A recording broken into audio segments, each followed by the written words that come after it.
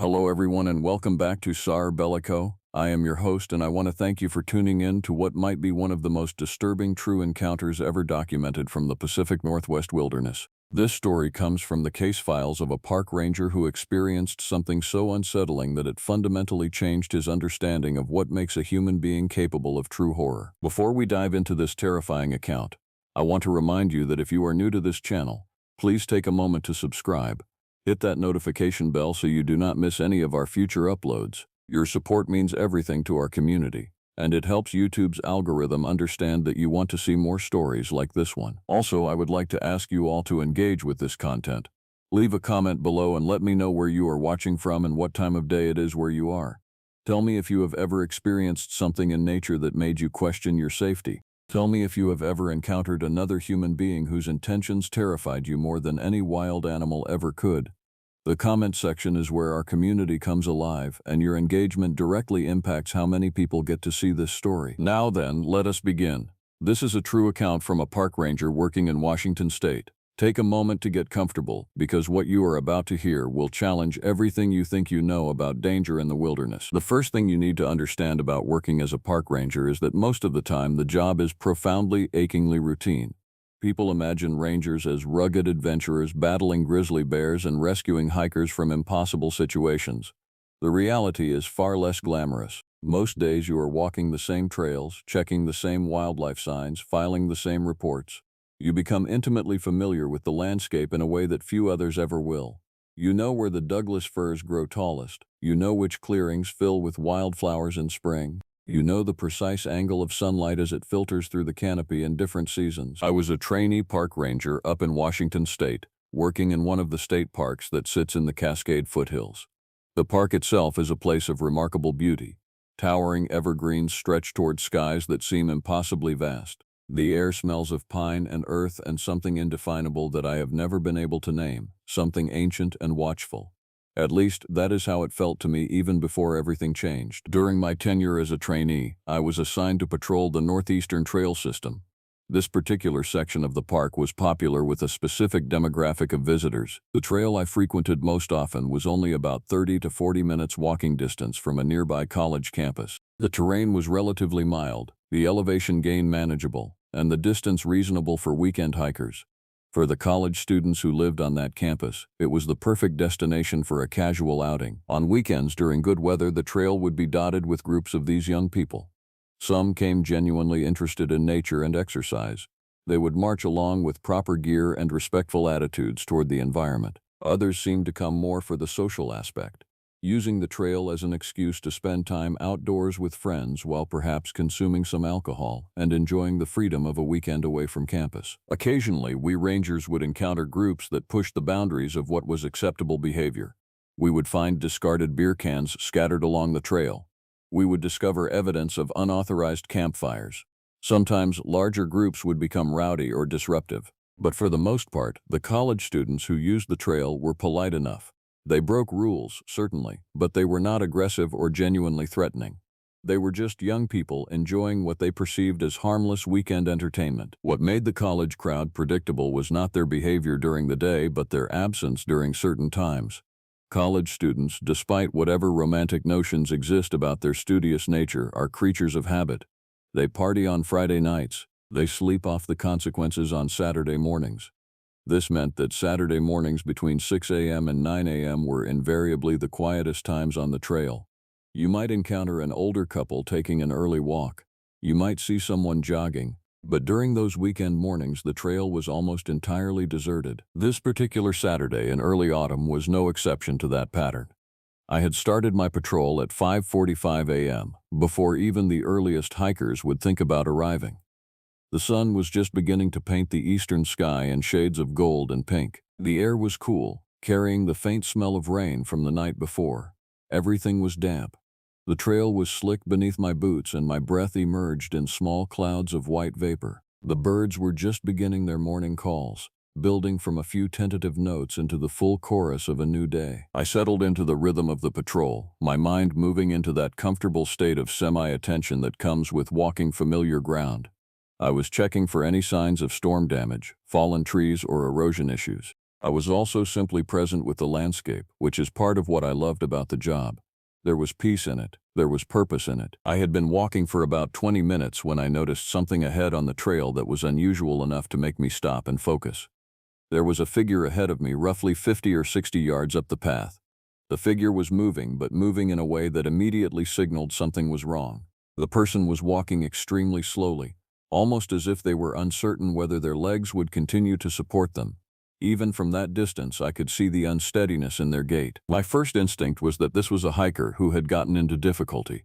Perhaps they had twisted an ankle, perhaps they were dehydrated or disoriented. But there was something about the way this person was moving that seemed off in a way I could not quite articulate. As I moved closer, I began to make out details. The figure was a young woman, appearing to be in her early 20s or possibly late teens. I could tell she was a college student before I had any real evidence beyond appearance, and this is where the training of observation comes in. College students who are new to hiking have a distinctive look. They lack the confidence of experienced outdoor enthusiasts. Their clothing is often inappropriately chosen for the environment. Their gear is either non-existent or improperly configured. This girl had no backpack. None. She was wearing what could only be described as club clothes. She had on a thin tank top that might have been nice enough for a Friday night party but was utterly inadequate for a cool Washington morning. Her legs were bare below a denim skirt that was similarly ill-suited for hiking. She wore sneakers rather than proper hiking boots. Everything about her appearance screamed that this was someone who had not planned a morning hike. But there was more. As I drew closer, I began to notice other details. Her pace was not just slow due to confidence issues or physical difficulty. There was something almost mechanical about her movement, as if she was operating on some last reserve of determination or instinct. She would walk several steps, then pause briefly as if needing to gather herself before continuing. Then she would resume walking. This cycle repeated over and over. When I was perhaps 30 feet behind her, I began to notice something else. The girl appeared to be sweating profusely. This seemed strange given the cool morning temperature and the fact that she was barely moving at a pace faster than a shuffle. Her hair was soaked with moisture. It hung in stringy clumps from her head, matted against the side of her face and neck. Even more concerning was that there was a large dark patch across her back and shoulders covering a significant portion of her torso. The fabric of her tank top was clinging wetly to her skin in that area. At that point, my concern elevated significantly. I began moving faster, trying to catch up with her while formulating my next move. If she had collapsed into a stream or was dealing with some kind of medical emergency, I needed to reach her. But I also did not want to startle her so badly that she might panic or fall. When I was perhaps 15 feet behind her, she still had not noticed my presence. This itself was concerning. A person in a normal state of awareness would have heard my footsteps on the trail by this point. A person in good condition would have felt the presence of another person approaching from behind. The fact that she seemed completely oblivious to my proximity suggested a level of impairment or injury that was cause for alarm. I decided that the best course of action was to announce myself verbally rather than risk startling her by getting too close. I called out a greeting, keeping my voice calm and friendly while making sure to project enough volume for her to hear me clearly. When she heard my voice, the girl's entire body seemed to go rigid for a moment. Then, very slowly, she turned around. When I saw her face, I actually took a step backward in instinctive recoil. The girl's right eye was swollen nearly shut and caked with blood. The blood had dried in layers, creating a horrifying mask across that side of her face. Above that eye, her forehead bore a severe laceration. The wound was deep enough that I could see the separation of tissue, could see that something had struck her skull with tremendous force. The skin around the wound was grotesquely swollen and bruised, having taken on the purple and black coloration of extreme trauma. More alarming still was the fact that despite this horrific injury, the girl appeared to still be conscious and mobile. That she was still standing, still walking, seemed to violate some basic understanding of human physiology. No one with an injury this severe should have been able to move at all, let alone stay upright. When her one good eye, the left one, focused on me, I saw something in that eye that I did not expect to see. I expected to see fear. I expected to see confusion or pain. Instead, what I saw was a kind of desperate hope. It was the look of someone who had been enduring something awful and had just realized that rescue might be possible. Without any preamble, without any attempt at normal communication, the girl did something that will stay with me for the rest of my life. She simply sat down on the trail. Her legs gave way beneath her, or perhaps she chose to sit. I am still not entirely certain, What I do know is that one moment she was standing in front of me, and the next moment she was on the ground, looking up at me with that one good eye, her arm raised toward me in supplication. She began to speak, but her voice came out as a ragged croak, barely louder than a whisper. "Water," she said. "Please, water. I need water." She repeated the word over and over. Water, water, water. It became almost like a mantra, like the single most important concept her mind could focus on. I immediately responded to her plea. I always carried water on my patrols. I quickly unscrewed my water bottle and handed it to her. She grabbed it with both hands, hands that I could see were trembling, and she drank. She drank like someone who had not had water in hours. Water ran down her chin and neck. She gulped it down desperately, coughing slightly as she swallowed too quickly, then continuing to drink. While she drank, I was already pulling my radio from my belt. I switched it on and began calling into headquarters, requesting immediate medical assistance. I told them that I had an injured hiker, possibly a college student with significant head trauma. I was not entirely sure of our exact location, but I gave them the best description I could of where I was on the northeastern trail. The dispatcher's voice came back, calm and professional, asking for more details. But even as I was describing her condition to headquarters, something happened that made my entire understanding of the situation shift dramatically. A smell hit me. It was a smell so intense and so recognizable that I actually fell silent mid-sentence on the radio. Gasoline. The girl was soaked not just with sweat or water. Someone had poured gasoline on her. The smell was coming from her clothing, from her hair, from her skin. It was so strong that it was almost overpowering, even in the open air of the forest. The implication of this smell was so horrifying that I had to take a moment to process what it meant. If someone had soaked her with gasoline, it meant one thing and one thing only. Someone had intended to set her on fire. I looked back at the dispatcher's voice coming from my radio, suddenly urgently demanding more information, and I tried to find words to explain what I was dealing with. I tried to tell them that this was not just an accident, this was not a hiking injury or an unfortunate fall. This was the result of a deliberate act of violence. But even as I was trying to communicate this, the girl began to speak. She had finished drinking the water I had given her, and she was staring out into the forest, staring at nothing in particular. Her eyes had that distant quality that comes before unconsciousness or shock. She looked like someone who had ventured so far into pain and fear that her mind was beginning to withdraw from the reality of her situation. "My friends," she croaked out. "My friends. Why? Why would they?" Those were the only coherent words she spoke to me before her body seemed to give up. The rigidity went out of her frame. Her breathing became shallow. Her eyes, both the swollen one and the one that could still see, began to lose focus. For a terrible moment, I was afraid that she was dying right there on the trail in front of me. But she still had a pulse. Her heart was still beating. She was still breathing, even if barely. I was able to keep her conscious enough during the next several minutes by talking to her, by maintaining a reassuring presence, by keeping her engaged with the outside world even as her body desperately wanted to shut down. Within 20 minutes, one of my fellow rangers, Jerry, arrived on an ATV with a stretcher attachment. We carefully got the girl loaded onto the stretcher. She was barely conscious at this point, barely aware of what was happening to her. Jerry radioed ahead to make sure that an ambulance would be waiting at the main park entrance, and we made our way out of the woods as quickly as the terrain would allow. I never saw that girl get loaded into the ambulance. My responsibilities as a ranger meant that I had to stay behind and secure the scene, but I was told later that she was alive when the EMTs took her. She had a pulse, she was breathing, and she had not lost so much blood that they felt her survival was impossible. It was a thin thing, a fragile thing, but it was something. It was only after they had taken her away that the true investigation could begin. The moment we knew that the girl was receiving medical attention, the entire ranger team mobilized. My supervisor, Ranger Thompson, arrived at the trail within 30 minutes. He was an older man, probably in his late 50s, with the kind of weathered face that came from decades of working outdoors. When I told him what I had found and what the girl had said about her friends, I watched his expression shift from concern to something darker. He understood, as I was beginning to understand, that this was not a simple accident. "Show me where you found her," Thompson said without any preamble. I took him to the spot on the trail where she had been standing when I discovered her. The location was roughly 2 miles into the northeastern trail system, on a relatively flat section that wound between towering Douglas firs and western red cedars. The forest here was dense, the canopy so thick that even in full daylight, the ground below remained in perpetual shadow. Thompson examined the trail carefully, looking for any signs or evidence. He found what I had not. There were scuff marks on the ground.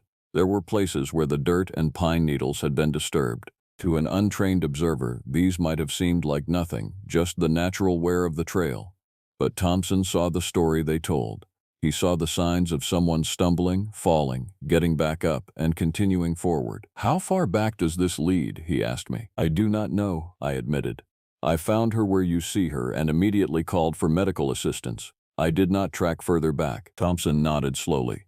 "All right, we need to search the area. If she ran this far while injured, wherever she came from cannot be too distant, and if she came from a campsite, we need to find it. We need to find where this happened." Over the next hour, more rangers arrived. Within 2 hours, we had assembled a search team of 6 people. Thompson divided us into pairs and sent us out to search the forest adjacent to and behind the point where the girl had been found. The search was methodical and careful. We were looking for physical evidence, for signs of a disturbance, for anything that might indicate where the girl had come from. The forest around the trail was thick and overgrown in many places, making progress slow. But the fact that the girl had come through here meant there had to be a path, even if that path was barely visible. I was paired with a younger ranger named David. We pushed into the forest roughly 50 yards to the left of the trail, searching carefully.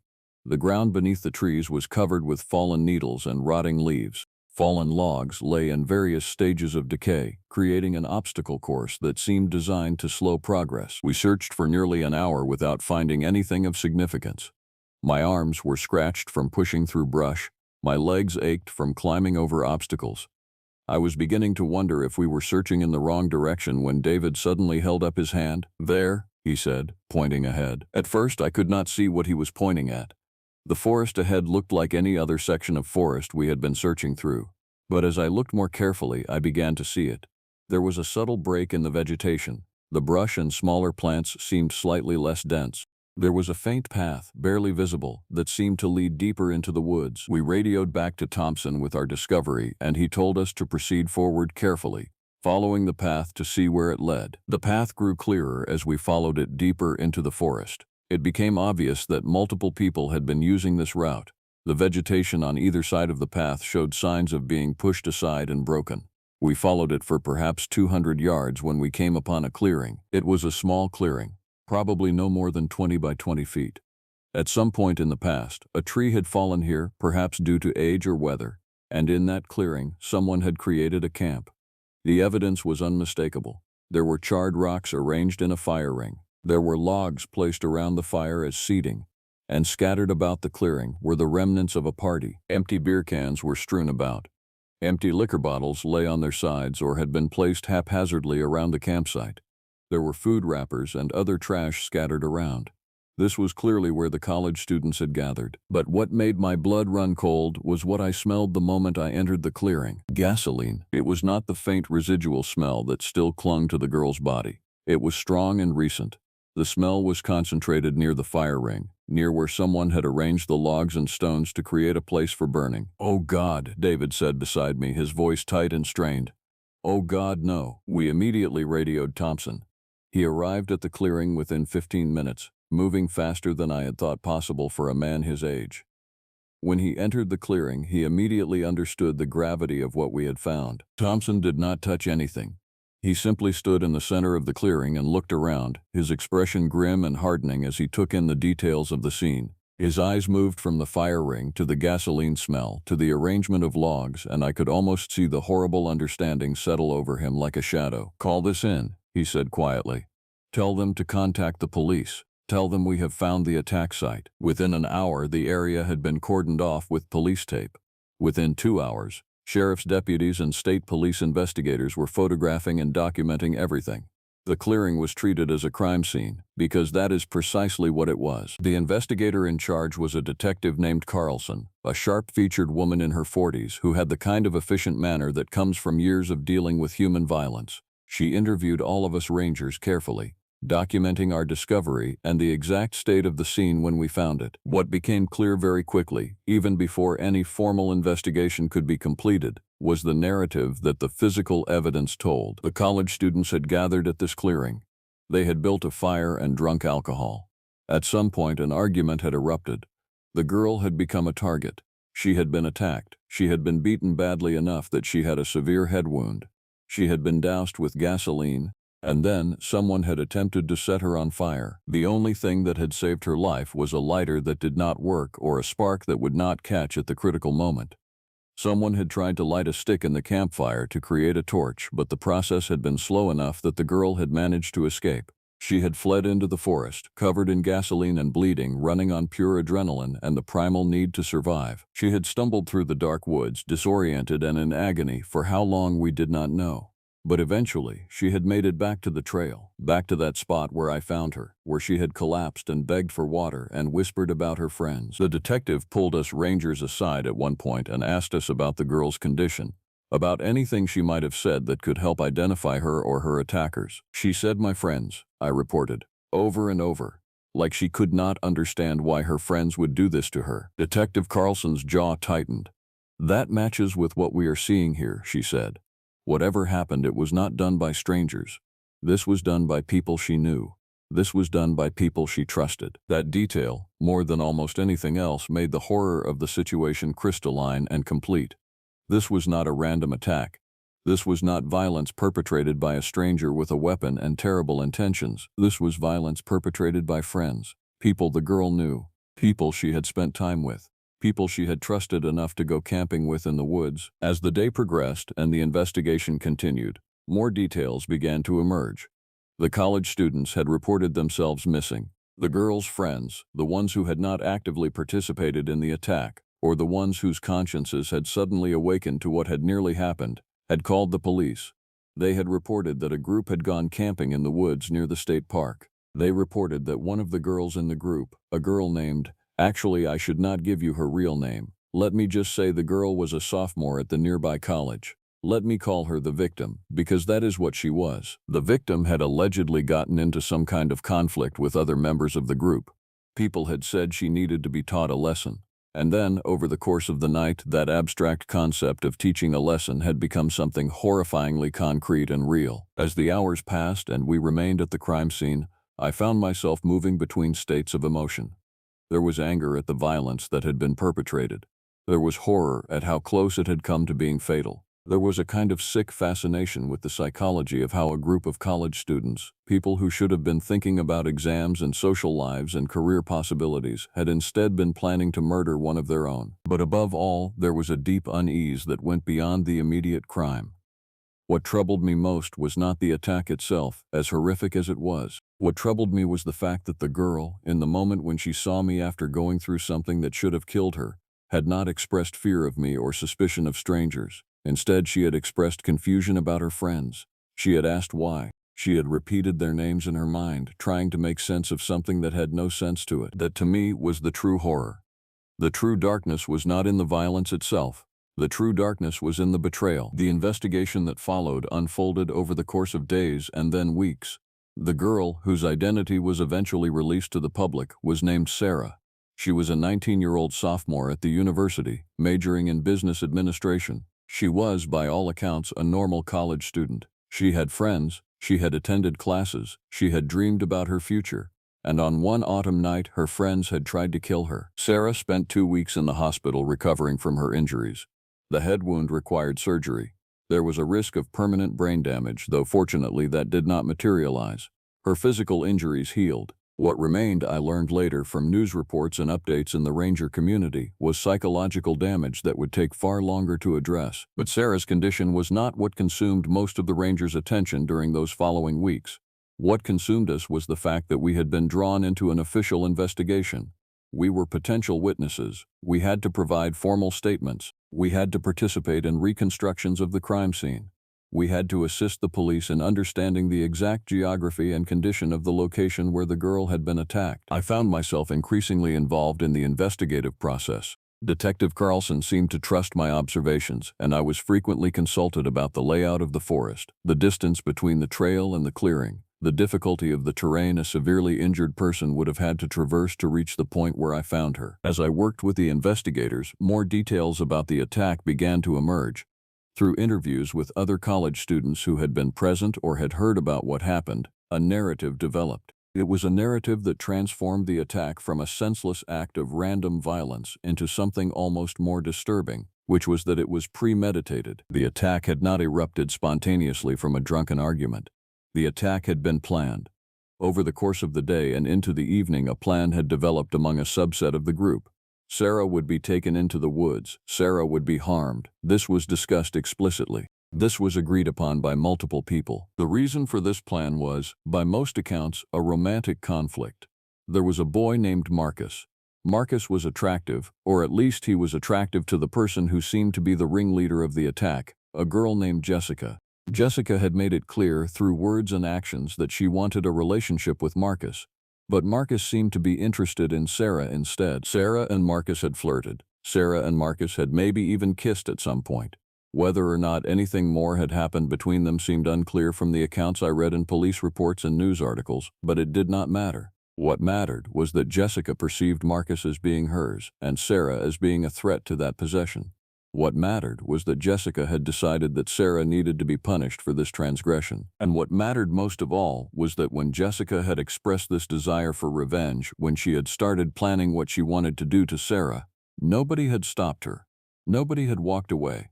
Nobody had said, "No, this is wrong, we are not doing this." Instead, other people had joined her. Other people had added their own anger and resentment to the mix. Other people had helped plan.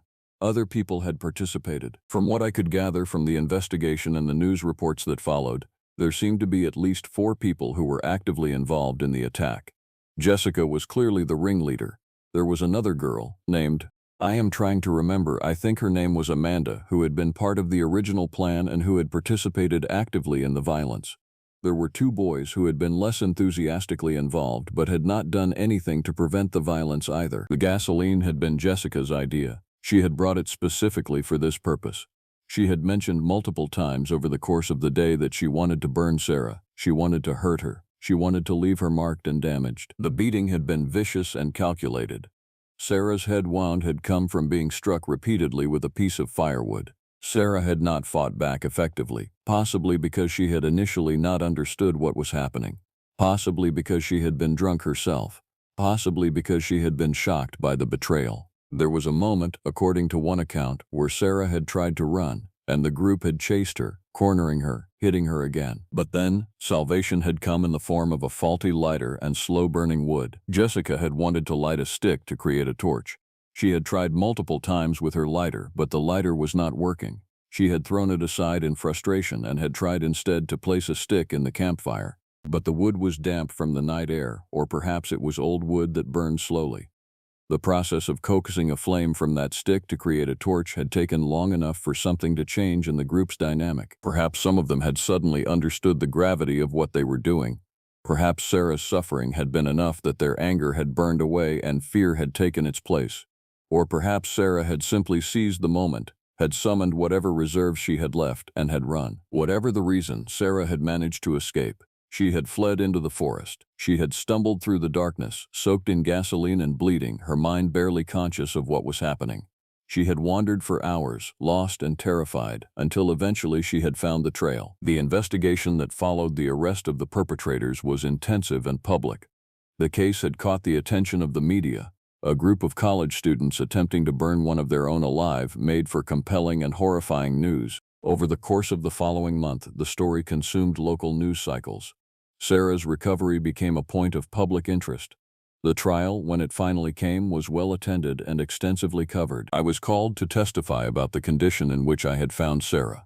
I was asked detailed questions about her injuries, about what she had said, about the smell of the gasoline, about the state of her mind when I discovered her. I had to look across the courtroom at the 4 people who had done this thing, and I had to answer questions about its aftermath. Jessica appeared in court looking almost normal. She wore appropriate clothes. Her hair was neat.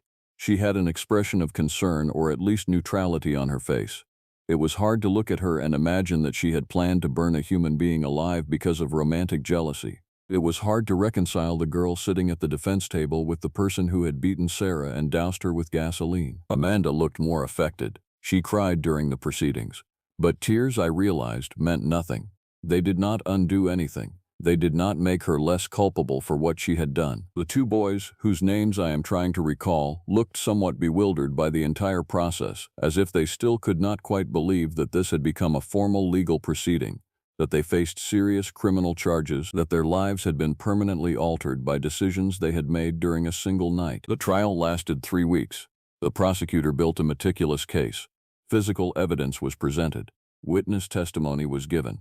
Text messages that had been sent before the attack and immediately after were read into the record. Messages where Jessica had talked about what she wanted to do to Sarah. Messages where she had expressed satisfaction about what had occurred. Messages where she had told others to stay quiet. The defense lawyers argued that the violence had not been planned, that it had been a spontaneous act arising from alcohol and emotions. But the evidence did not support that narrative.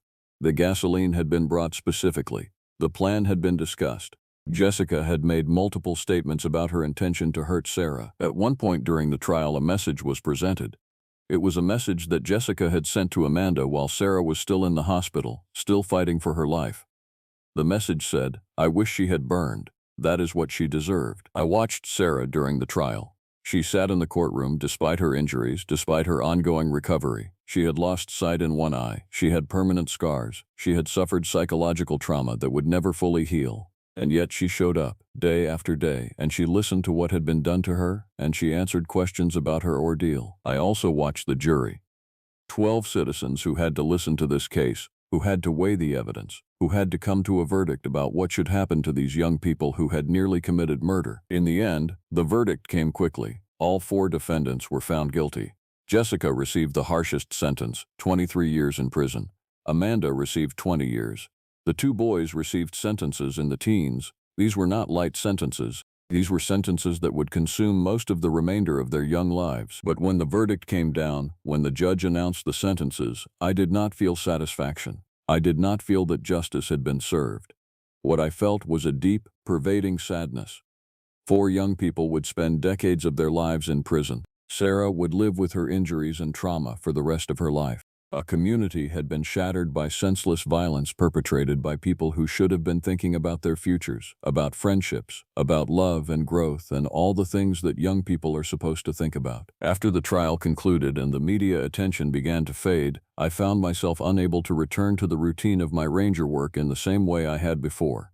The forest that I had loved, the place that had been a source of peace and purpose for me, had become something different. It had become a place where I could not help but see the capacity for human darkness. I continued to patrol the Northeastern Trail System.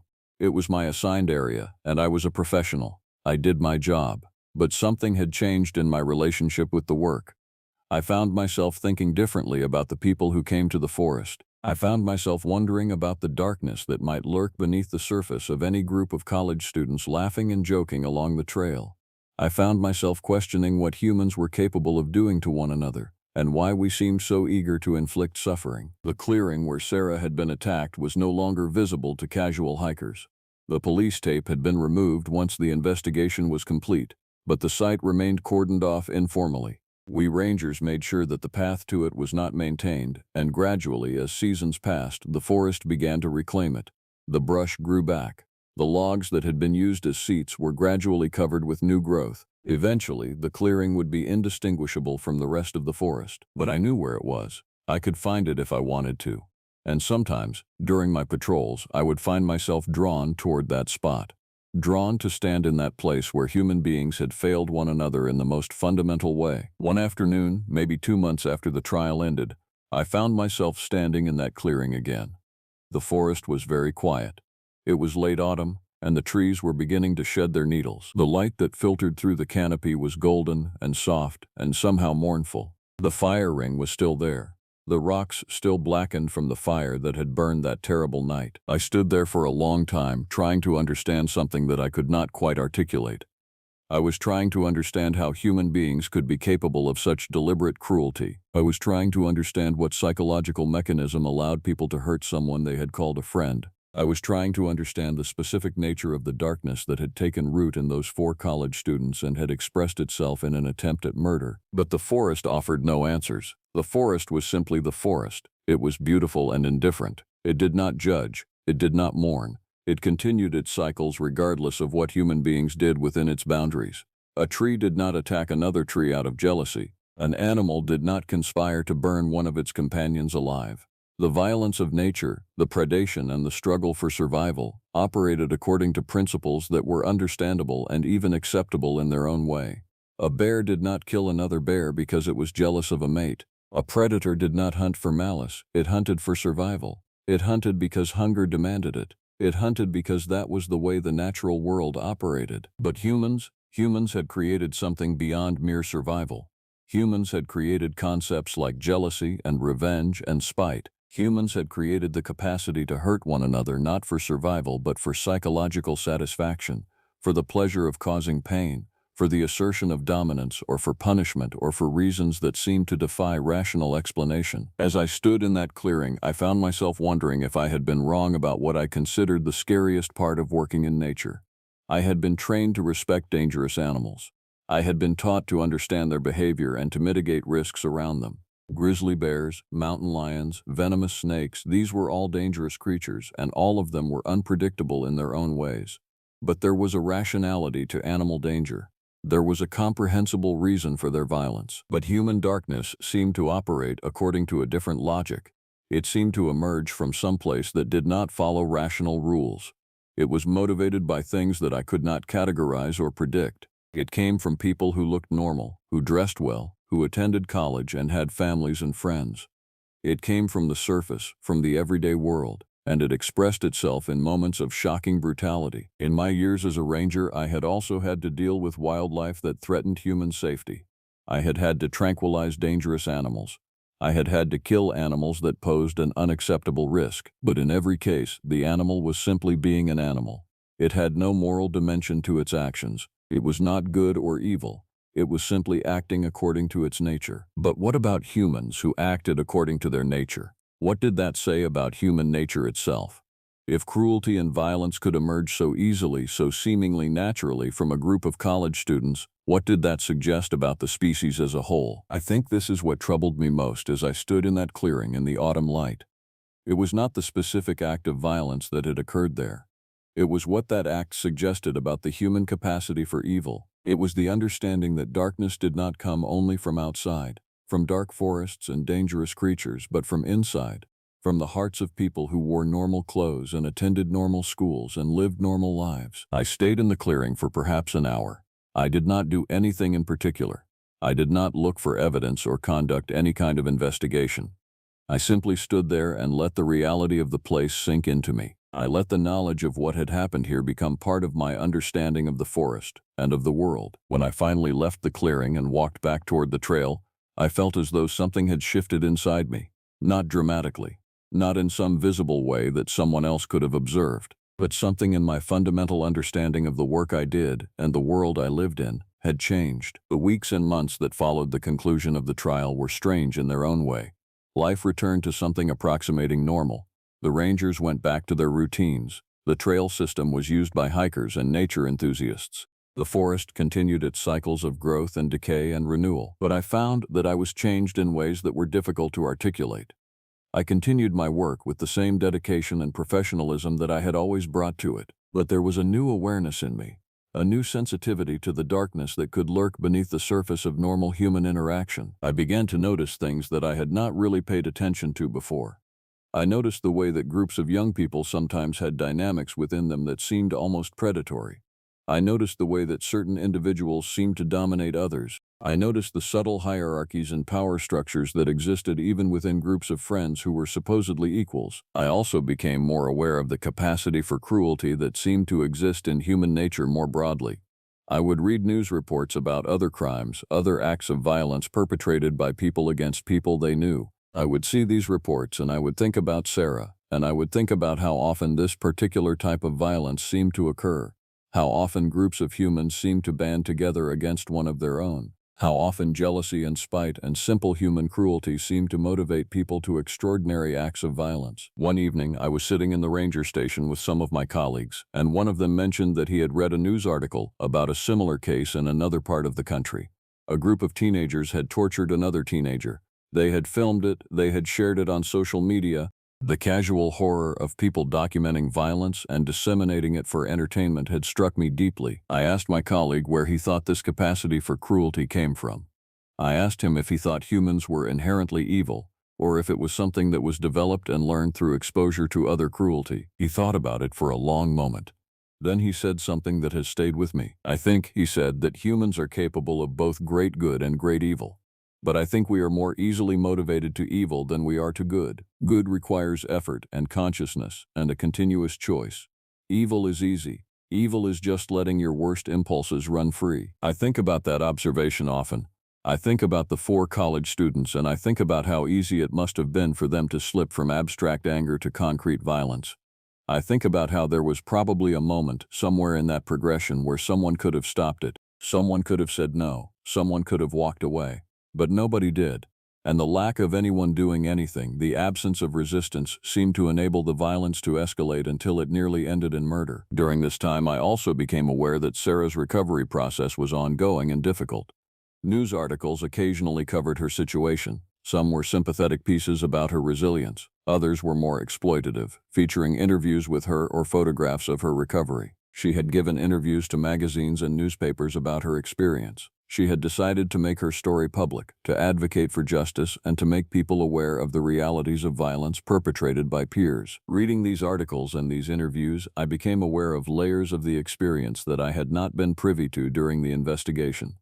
I learned that Sarah had been blamed in certain quarters for the violence perpetrated against her. There were suggestions that her flirtation with Marcus had been inappropriate, that she had deserved what happened, that she had brought it on herself. These suggestions came from people on social media, from a small but vocal segment of the university community, from people who seemingly could not help but find a way to reverse the blame and to frame the victim as at fault. This secondary victimization, this assault on Sarah that came not from the 4 people who had attacked her but from society at large, struck me as almost as disturbing as the initial act of violence. It suggested that the darkness did not end with the 4 attackers. It suggested that there was a broader darkness in the human community, a willingness to blame victims and to defend perpetrators and to find ways to excuse or minimize violence. I found myself increasingly angry during this time. I found myself frustrated by my job, by the fact that I was a park ranger and not a criminal investigator or a therapist or someone who could somehow fix the broken parts of human society. I found myself in a state of unease that seemed to permeate everything I did. My supervisor, Ranger Thompson, noticed that something was wrong. He called me into his office one afternoon and asked me directly if I was okay. I found myself being honest with him in a way that I had not been with anyone else. I do not know if I can do this job, I said. I do not know if I can protect people from the forest, from the natural dangers, when the real danger is so often from other people. What is the point of keeping hikers safe from bears and mountain lions if their real threat is the people they came hiking with? What is the point of anything? Thompson listened carefully. When I was done, he sat back in his chair and he thought for a long moment. I remember, he said slowly, when I was a younger ranger, probably around your age, there was an incident. A group of hunters got drunk and someone was accidentally shot. The shooter tried to cover it up. His friends helped him. By the time we found the body, it was days later. The man who had been shot was dead. And the people who had done it, some of them, they had seemed like good people. They had families. They had jobs they were good at. They were respected in their communities. And yet they had done this terrible thing. Thompson paused.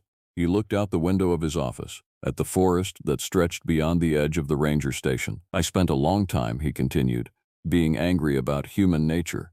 I spent a long time wondering why people were capable of such cruelty. And I came to a realization.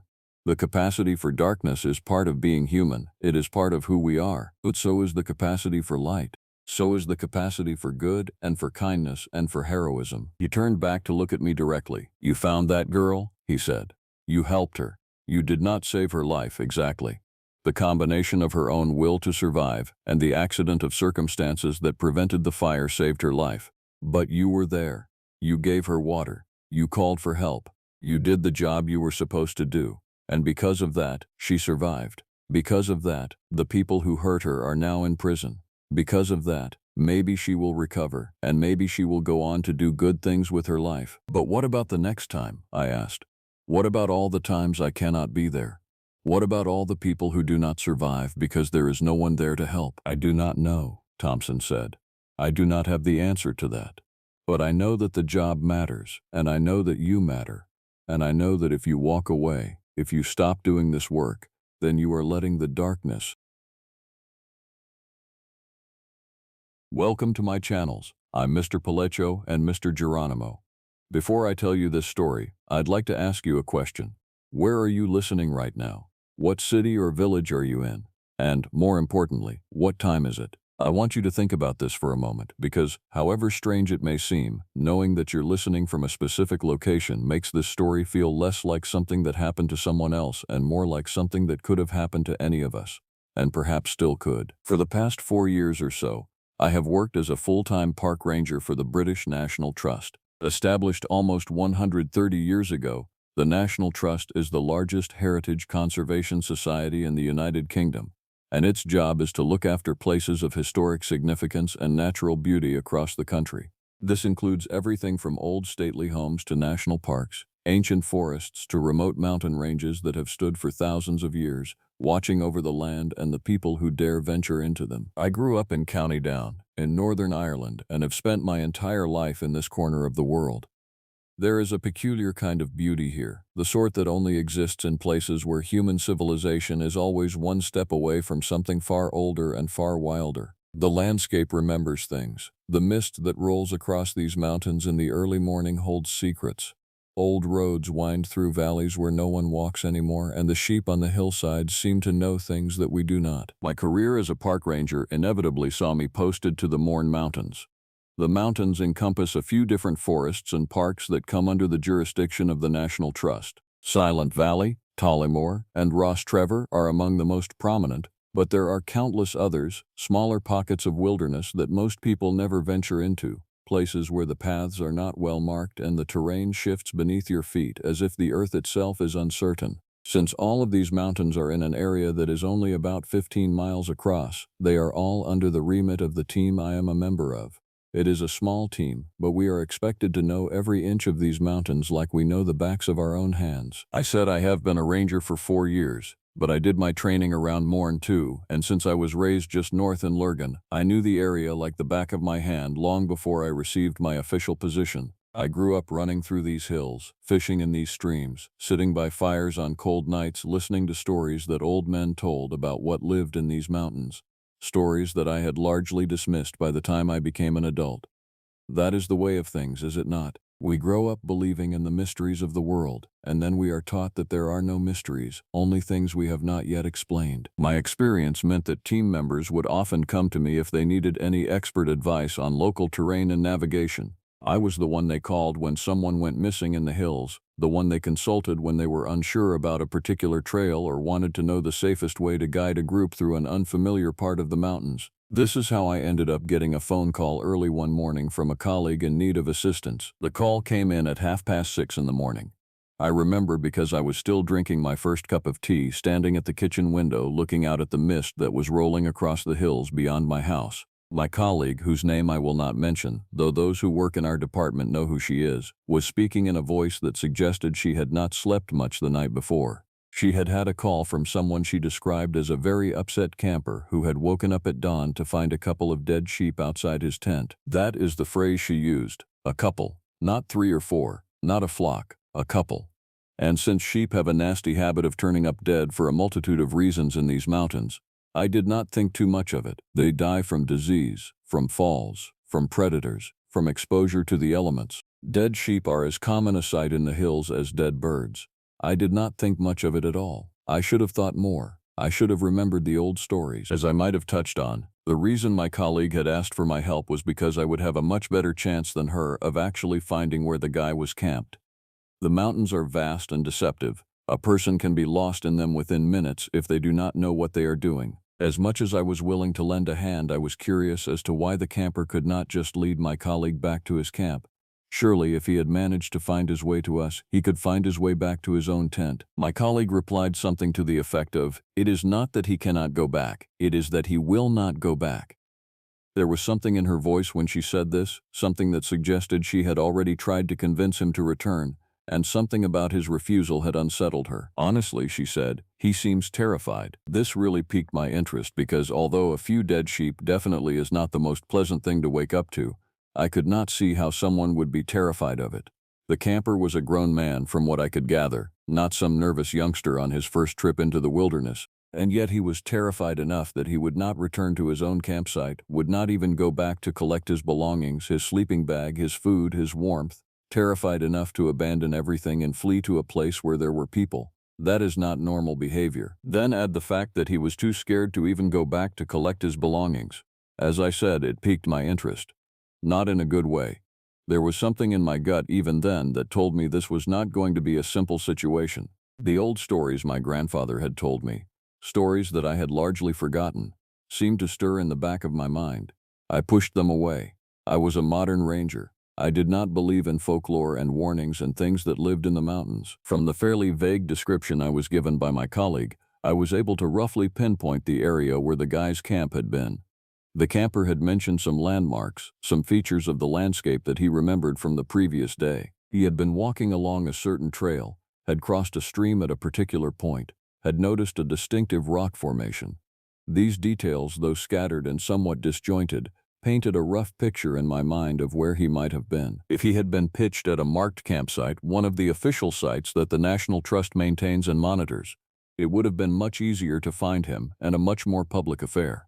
But since he was wild camping, or rambling as some folks say, he had basically pitched his tent in the middle of nowhere with very little to go on in terms of location aside from references to nearby fields and streams and that vague sense of direction that people always seem to have when they are lost or frightened. While I was driving around on the rural roads that wind through the mountains searching for a good place to begin my search on foot, I got my colleague on the phone again. She still had the terrified camper with them down at our Morn Country Park office, which is a small facility at the base of the mountains where we handle administrative work and where lost hikers sometimes turn up looking for directions. I asked her to get some more detailed information from the guy. I needed specifics. I needed landmarks. I needed anything that might help me narrow down the search area. I basically asked her to rinse the guy for information, to push him a bit harder, to get him to remember details that might have seemed unimportant to him but could be crucial to me. My colleague, being the professional that she is, was able to extract more information from him without making him feel like he was being interrogated. She stayed calm and patient, asked gentle questions, offered him more tea. According to him, after coming across the horrifying scene, he had basically run all the way from his campsite to Morn Country Park. Well, he had not run all the way. He had slowed his pace when he felt he had put himself at a safe distance. And because it was so early in the morning, he had had to walk past a few other homes and businesses before he saw anything that could help him. He had walked for hours in the pre-dawn darkness, following the winding paths of the mountains, his mind racing with images of what he had seen. I asked why he had not just called someone from his campsite. Surely he had a mobile phone. Surely he could have rung for help without having to flee on foot. But the camper repeated that he had been terrified and had not bothered to grab anything before fleeing the area. He had left his tent, his phone, his belongings, everything. He had just run. At this point, as I am driving around on speakerphone, I start wondering just how many dead sheep it takes to scare someone who was apparently well into middle age. It was not some scared kid my colleague had with her. He was older than me by the sounds of things. He had been an adult long enough to know that dead animals are a part of life in rural areas. Dead animals are everywhere. But here was this grown man, terrified enough to abandon everything and flee into the darkness. So I told my colleague to ask him exactly how many dead sheep had been outside his tent. I wanted a number. I wanted to know what he was dealing with. The reply came back, "I do not know." The guy could not even guess. He only added, "It was a mess up there." And then he said something that did make my colleague relay to me, something that gave me a chill even as I was driving in broad daylight. He said that I should take a gun of some kind with me if I was the one investigating. I only overheard that last part. My colleague did not entertain the idea by repeating it to me. She understood that firearms were not something we carried, but I heard it. I heard him say it. I do not know what it is like for park rangers over in America, but 99% of national park staff remain completely unarmed at all times and have absolutely no access to firearms of any kind. We just do not really need it. We do not have any kind of crazy wildlife that necessitates that kind of kit. We have foxes and badgers and deer. We have birds and rabbits and the occasional adder in the undergrowth. nothing that would require a gun. But some guy saying that I need to take a gun with me, that comment seemed to suggest something beyond normal wildlife concerns. It suggested something that the camper believed was dangerous, dangerous enough to kill sheep in some kind of horrific manner, dangerous enough to warrant firearms. It just sounded like complete and utter hysteria to me at that moment. The desperate cry of a frightened man whose mind was running away with him, constructing monsters out of shadows and natural predation. I told myself that was all it was, but I could not quite convince myself. I ended up talking to him personally. My colleague transferred the call, and I got to hear his voice directly. He sounded exhausted and traumatized. There were long pauses between his words, as if he was struggling to remember things or struggling to put his experiences into language. I asked him to describe his campsite as best he could in painstaking detail. I needed him to think carefully, to remember landmarks, to tell me anything and everything that might help me locate him. He tried his best, but nothing seemed useful until he mentioned how on his first day's walk he had passed a large body of water that looked to be in a kind of C shape. I knew immediately what he was talking about. The only large lake or reservoir in the moorns shaped like that is the Spelga Dam. It is a prominent feature of the landscape, impossible to miss if you are walking in that part of the mountains. The dam is ancient, built generations ago to provide water for the valley below. It stands like a monument to human engineering, a massive wall of concrete holding back the water of the mountain lake. And with the camper saying that he had pitched his tent only 5 or 10 minutes walk from the very obvious source of fresh water, that narrowed down my search area by quite a bit.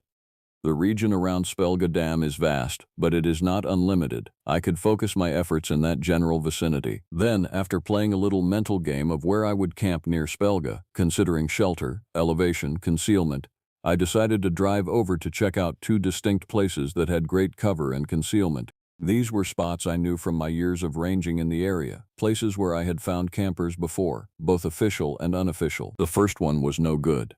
I could see from the approach that there had been no recent activity there. The grass was undisturbed. The trees showed no signs of a tent having been pitched. I moved on. But the second one was a bingo. I could see a bright red tent sitting among some trees up ahead of me.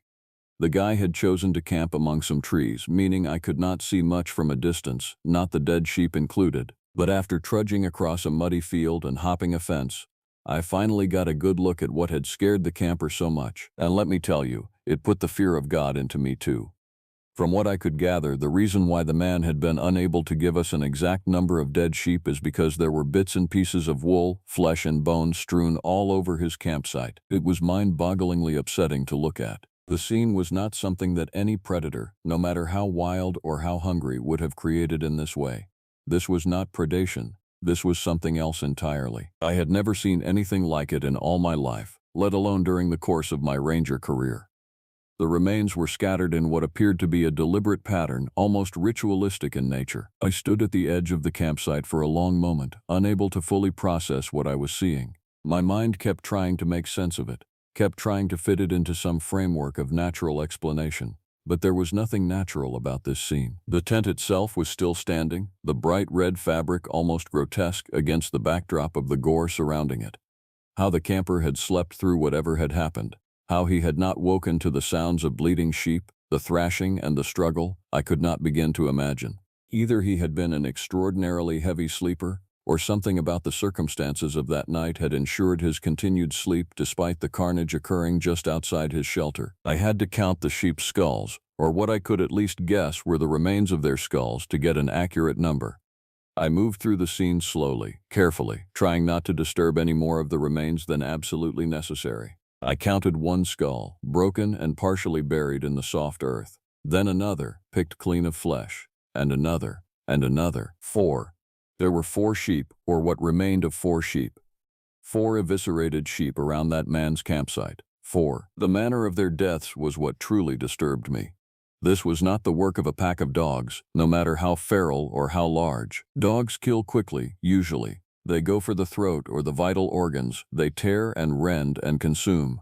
But this scene suggested something different. The bodies had been opened, their organs removed with what appeared to be deliberate care. The woolly fleece had been peeled back, the skin exposed. There was blood, yes, but there was also a kind of precision to the cuts that suggested knowledge, intention, purpose. There was little wonder the camper had been so terrified. having a sight like that be the first thing greeting him in the morning. I had considered myself quite hardy when it comes to things like that. But sweet baby Jesus, even I found myself shaken having come across that scene. My hands were trembling slightly as I used my mobile phone to take photographs of the remains. My colleague back at the office would need to see this. The authorities would need to see this. We would need to document everything. I could smell the death, the rust and copper of old blood mixed with the sweet, sickly smell of decomposing flesh that had begun to corrupt in the morning air. It was the smell of something that had been left here, that had been arranged here, that was meant to be found. If these sheep had been killed by natural predation, by wild dogs or foxes or any other animal that might be found in the mornings, they would not have been left in such a state, in such deliberate positioning. As I walked through the scene, I noticed something else that sent another chill down my spine. The sheep were positioned in a rough circle around the tent as if they had been placed there deliberately, as if whoever or whatever had killed them had arranged them as some kind of warning or message. I had read about such things in academic papers and folklore collections, but I had never truly believed that such things were anything more than superstition and the wild imaginings of frightened people. But here it was. Here was evidence of something intentional, something purposeful, something that wanted to send a message to the man camping here. Something that wanted him to know that it was near, that it was watching, that it had visited him while he slept. I forced myself to take more photographs. I forced myself to look at every detail, to burn the image into my memory even as every instinct in my body was screaming at me to leave this place, to get back to my vehicle, to drive away and never return. But I was a ranger. This was my job. This was my responsibility. I contacted another colleague of mine via radio, told them exactly where the campsite was, then asked them to lock the place down so we could secure the scene. I know it seems a bit over the top going all CSI over a few sheep, but if something like that happens, we have to ensure there is some degree of evidence preservation so we can at least get an idea of what happened. We have protocols for this sort of thing. They exist precisely because sometimes things happen that need to be documented, that need to be investigated, that need to have answers. While my colleague made their way to the scene to secure it, I intended to drive over to Morn Country House to have a chat with our frightened camper. I had a number of questions for him, things I wanted to hear with my own ears and not via my colleague over the phone. And there was something else too, something that I had begun to suspect. Something in the way the camper had run, the way he had abandoned everything, the way he had been terrified. I wanted to know if he had seen something, if he had woken up, if only for a moment, if only to catch a glimpse of something that had terrified him so profoundly that he could not bring himself to speak about it directly. The drive to Morn Country House took about 20 minutes from the campsite. I drove carefully, my mind racing with possibilities and questions, and the image of those sheep, arranged in their deliberate circle, burned into my consciousness. The morning sun was rising higher now, burning off the mist that had hung over the mountains at dawn. It was a beautiful day, the kind of day that made it hard to believe that anything sinister could exist in these hills.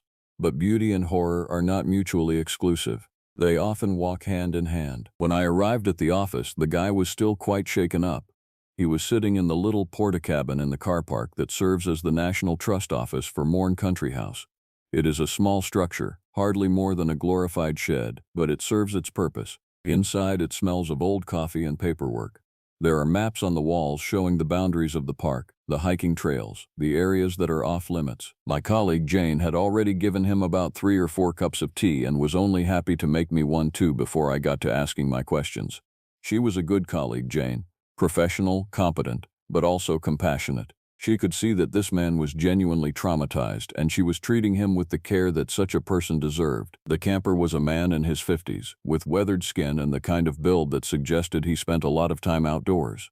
His name was Michael, though I will not use his real surname. He had the appearance of someone who had been hiking and camping for many years, someone who should have been more capable of handling the unexpected. And yet he was sitting in that porta-cabin, his hands wrapped around a cup of tea that he was not drinking, his eyes staring at nothing, looking for all the world like a man who had seen something that had broken something inside him. I began with the irrelevant questions. I asked him if he was a heavy sleeper. He said he did not think so, then added that he believed someone had dumped the sheep's remains there as a kind of warning. This immediately caught my attention. Not something, someone. He believed a person had done this. I asked him if he had angered or annoyed anyone during his trip. Had he had any confrontations with locals? Had he done anything that might have upset someone? He said he did not think so. He had been camping on his own, hiking alone, keeping to himself. He had not interacted with many people. He certainly had not done anything that would warrant such a response. But there was something in his manner that suggested he was holding something back, that there was more to the story than he was telling me. I pressed him gently, asking him to think back over his trip, to remember if there had been anything unusual, anything that had made him uncomfortable, anything that had seemed off. He was quiet for a long time. Jane refilled his tea, though he still did not drink it. Finally, he spoke. He said that on the first night, while he had been cooking dinner at his campsite, he had heard something. A sound. He could not quite describe it, could not quite place it, but it had made the hair on the back of his neck stand up. It had sounded almost like a voice, almost like language, but not quite human. He had put out his fire and gone into his tent early, but he had not slept well. He had lain awake listening to the sounds of the night, to the wind in the trees, to the sounds of animals moving through the undergrowth. And then, on the second night, he had gone to the stream to get water. It was about 50 yards from his campsite, a small stream that ran clear and cold. As he had been filling his water containers, he had seen something moving in the trees on the far side of the stream. Something large, something that moved on two legs, like a person, but was definitely not a person.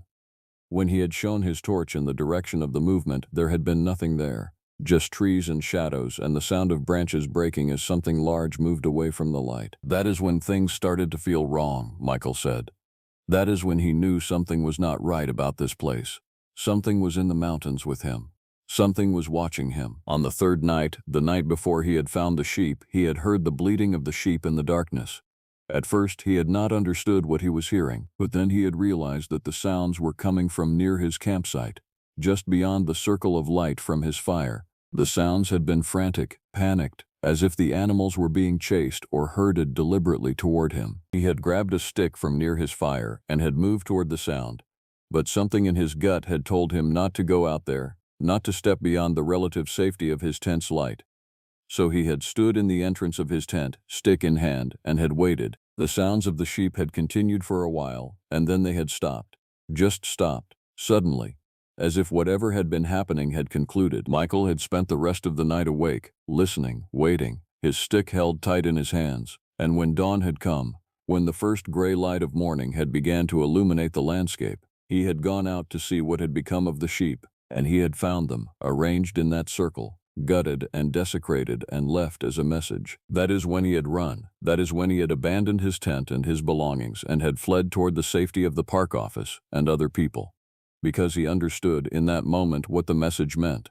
This was a warning. This was a threat. This was something telling him to leave, to get out, to go away and never come back. I was silent for a long moment after he finished his story. Jane was watching me, trying to gauge my reaction. The office was quiet except for the sound of wind outside the small windows and the distant call of birds in the trees beyond. I told Michael that I would need to ask him some more specific questions about what he had seen, about the movement he had witnessed near the stream, about the sounds he had heard. But not right now. Right now he needed to rest, to recover from his ordeal. I would come back to him with my questions later, once I had gathered more information from the scene itself. What I did not tell him was that his story, his account of something large and bipedal in the mountains, had triggered something in my memory, some half-forgotten story that I had heard as a child, some warning or tale that had been told to me by one of the old people of the area, something that I had dismissed as folklore and superstition, but which now seemed far less dismissible given the evidence I had seen at the campsite. As I left the office, Jane followed me out into the car park. She was worried, I could tell. She had been doing this job long enough to understand when something was not right, when a situation had moved beyond the realm of the easily explained. "What do you think happened?" she asked me. I did not answer immediately. I was trying to find the right words, trying to find a way to explain something that I myself did not fully understand. I think, I finally said, that whatever happened at that campsite, it was not caused by foxes or feral dogs. I think something else was out there, something intelligent, something deliberate, something that sent a message to that man by leaving him those sheep. But what could do something like that, she asked me. What could kill sheep with that kind of precision, with that kind of purpose? Again, I did not have an answer. Or rather, I had an answer, but it was an answer that I was not ready to voice. Not yet, not until I had done more investigation. An answer that belonged to the old stories, to the folklore and superstition of the mountains. An answer that seemed impossible in this modern world. but which was becoming increasingly difficult to deny. The next morning, I returned to the farmhouse where the 4 missing sheep had come from. The farmer in question had already been notified about what had happened to his animals, and I expected him to be upset. What I did not expect was the state of fear I found him in. His name was Douglas, and he had been farming in the Mournes for over 30 years. He was a man who had seen the seasons change countless times, who understood the rhythms of rural life, who had lost animals to disease and accident and predation many times before. But when I arrived at his property, I found him checking and rechecking his fences with an intensity that suggested he was fighting against something more than mere worry. The farmer in question was only too happy for me to inspect his fences with him, because he had been up the wall with them for weeks and he could not work out where the sheep were getting out. The fences that surrounded his fields were substantial, well-maintained, seemingly secure. And yet 4 sheep had managed to disappear over the course of 2 weeks, one going missing every couple of nights. 4 sheep, 4 disappearances, 4 times the fence line had been breached, or so it seemed. I could hardly claim to be an expert on the matter, but I gave his fences a check anyway, and, just like he said, he had turned the place into a bloody fortress of wood stakes and chicken wire. There was nothing wrong with the fences. They were strong, well constructed, properly maintained. An animal trying to escape would have made considerable noise and effort, and yet the sheep had vanished without a trace. The farmer himself then told me something that sent a chill down my spine. He told me that he was convinced someone was stealing a sheep somehow. A sheep going missing was an irritatingly common occurrence, especially in the months when the animals were being moved between pastures, when fences were being repaired or replaced. But then 4 sheep going missing over the course of 2 weeks, one every couple of nights in a perfect rhythm, and then all of them turning up dead and slashed up in the exact same place. The farmer was certain that something deliberate was going on. And unlike the theory that some natural predator was at work, or that the sheep had simply escaped and met their end to foxes or wild dogs, the farmer's theory was that someone was deliberately stealing his sheep, deliberately killing them, deliberately leaving them at that campsite as a message. I asked him who he thought might be doing such a thing. Who might have a grudge against him? Who might want to leave him such a disturbing message? The farmer was quiet for a long time. Then he told me something that made me reconsider everything I thought I knew about this situation. He said that about a month ago he had found what looked like livestock kill marks on one of his sheep. Not unusual in itself, as I said, but the marks were strange. They were not like the teeth marks of a dog or the claws of a fox. They were more like marks made by something with hands, something with fingers and opposable thumbs, something capable of holding an animal still while making very deliberate cuts. He had mentioned it to some of the other farmers in the area, and they had told him stories. Stories about what lived in the mountains. Stories about things that were not animals, but were not quite human either. Stories about warnings and disappearances and animals found in peculiar states of being. Stories that had been passed down through generations. Stories that the old men still told, sometimes late at night. Stories that most people dismissed as folklore and superstition. But the farmer had listened to those stories, and he had remembered them, and when his sheep started disappearing, he had begun to wonder if there was more truth to those old tales than he had previously given them credit for. He had begun to wonder if something in the mountains was hunting his livestock deliberately, sending him a message, testing him somehow. I asked him what the stories were. What exactly had the old men told him? He was reluctant to speak about it. I could see the conflict on his face, the battle between the desire to dismiss such things as nonsense and the growing conviction that nonsense might not fully explain what was happening to his animals. Finally, he told me. The stories spoke of something that lived in the Mournes, something that was old, older perhaps than the mountains themselves, something that had existed there since before the first humans came to settle in the valley, something that could walk on 2 legs like a man, but was not a man. Something that was large and powerful and wholly unpredictable. The stories called it different things in different eras, in different regions. Some called it the Dogman, though the farmer said that was a name that had come from across the water, from America, from Appalachia, where similar creatures were reported to walk the hills. Others called it something without a translation, a name in Irish that meant roughly translated, the one that hunts at dusk.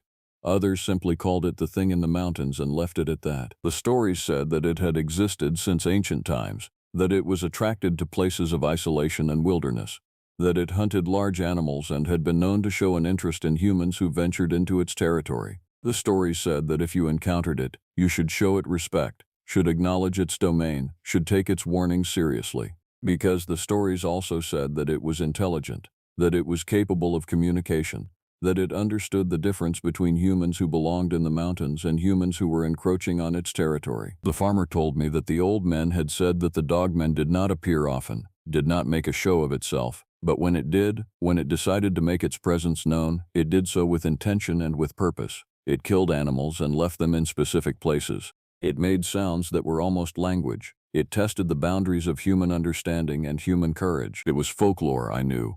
It was superstition. It was the kind of story that country people told to explain the inexplicable, to give shape to the chaos of nature, to make sense of the unexpected and the frightening.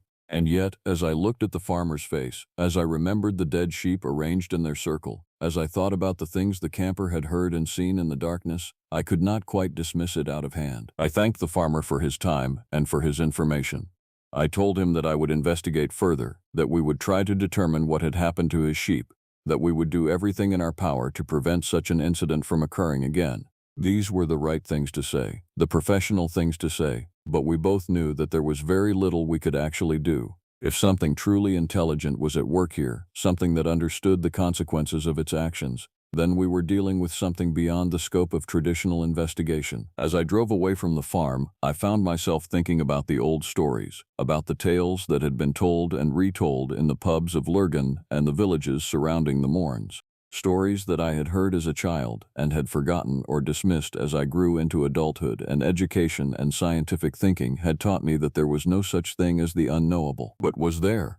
Or had we simply convinced ourselves that everything could be explained, that the world was fully known and understood, that there were no mysteries left, no unknown territories, no creatures that science had not yet catalogued and classified? I decided that I needed to do more research. I needed to talk to people who had been in the mountains longer than I had, who remembered the old ways and the old stories. I needed to understand what the farmer had been talking about, to place it in context, to see if there was any truth to the folklore, or if it was simply the products of isolation and imagination and the way that fear can grow in the hearts of people who live in remote places. That evening, I drove to visit my grandfather.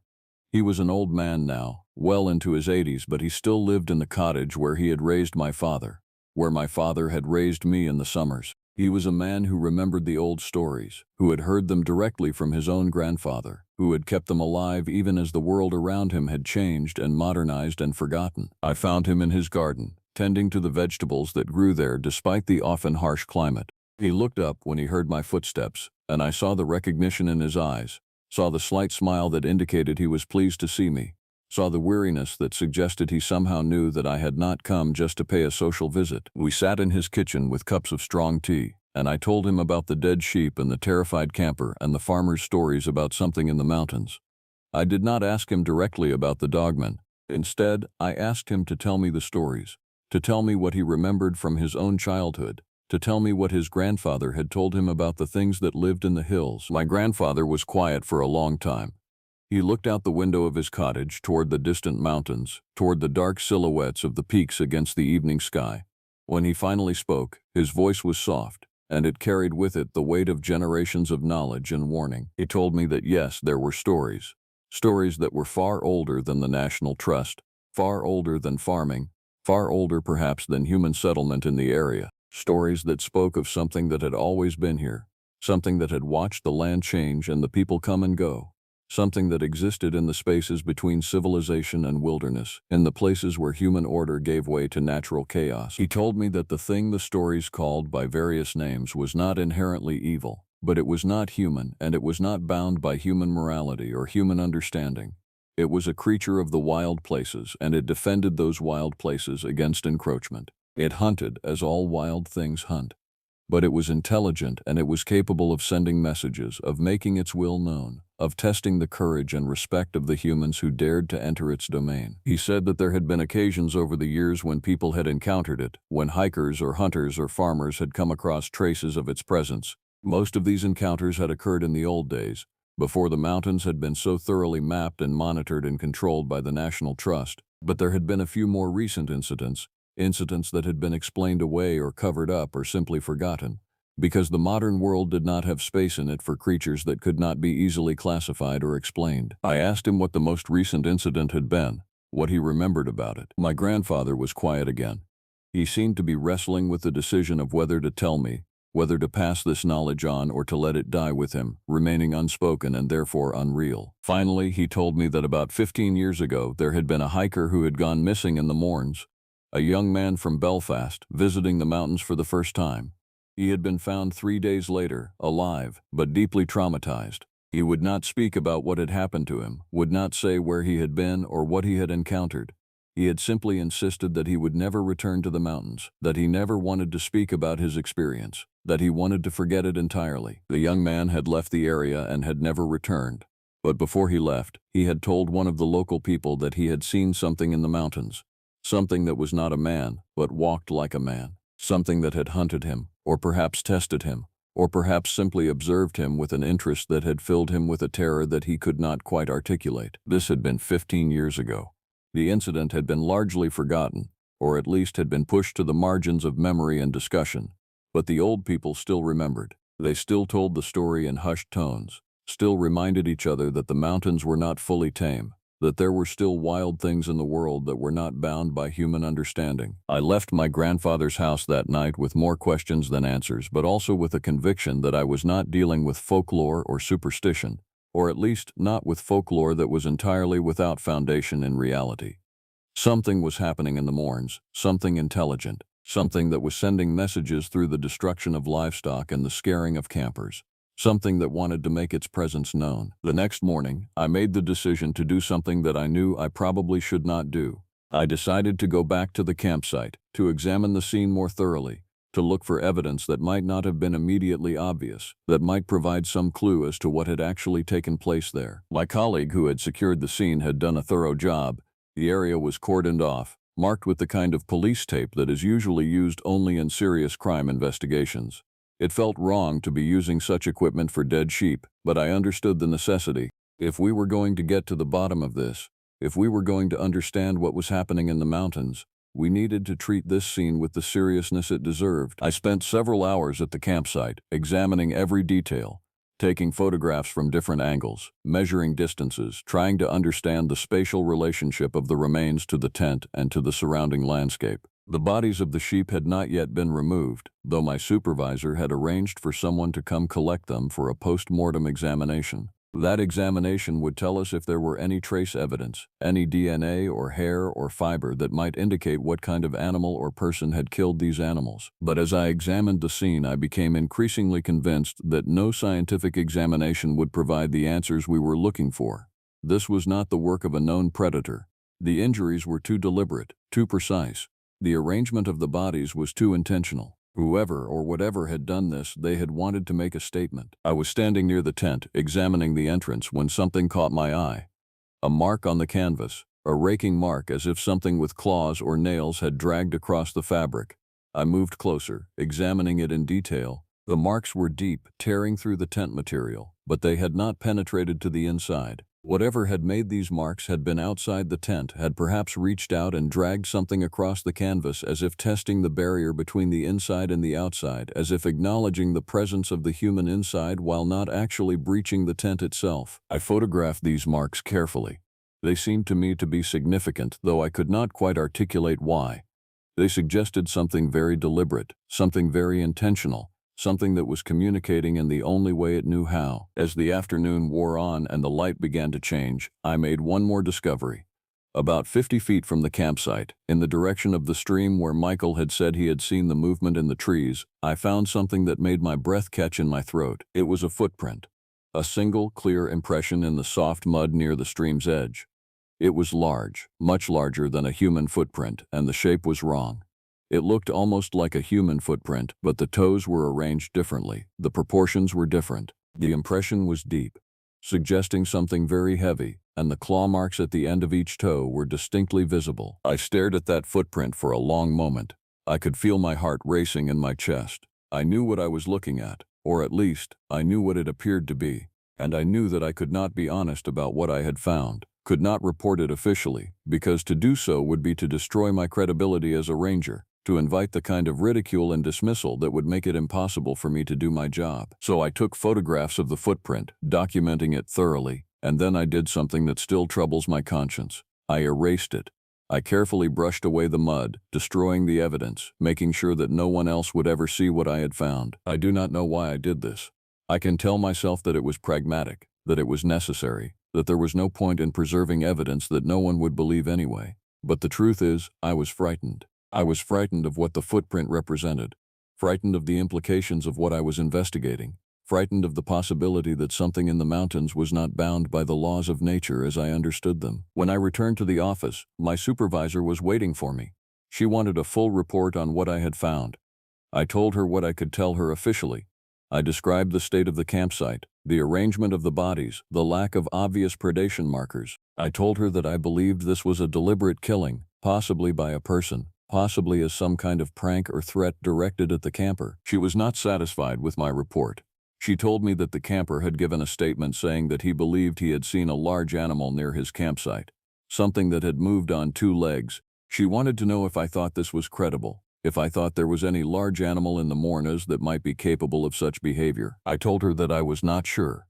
I told her that we would need more information before we could draw any conclusions. I told her that I would continue to investigate, that I would look into the possibility of large escaped animals in the area, that I would consult with wildlife experts to determine if any known predator could have caused the injuries we had observed. All of this was technically true, but it was also a careful deflection, a way of avoiding the one conclusion that the evidence seemed to be pointing toward.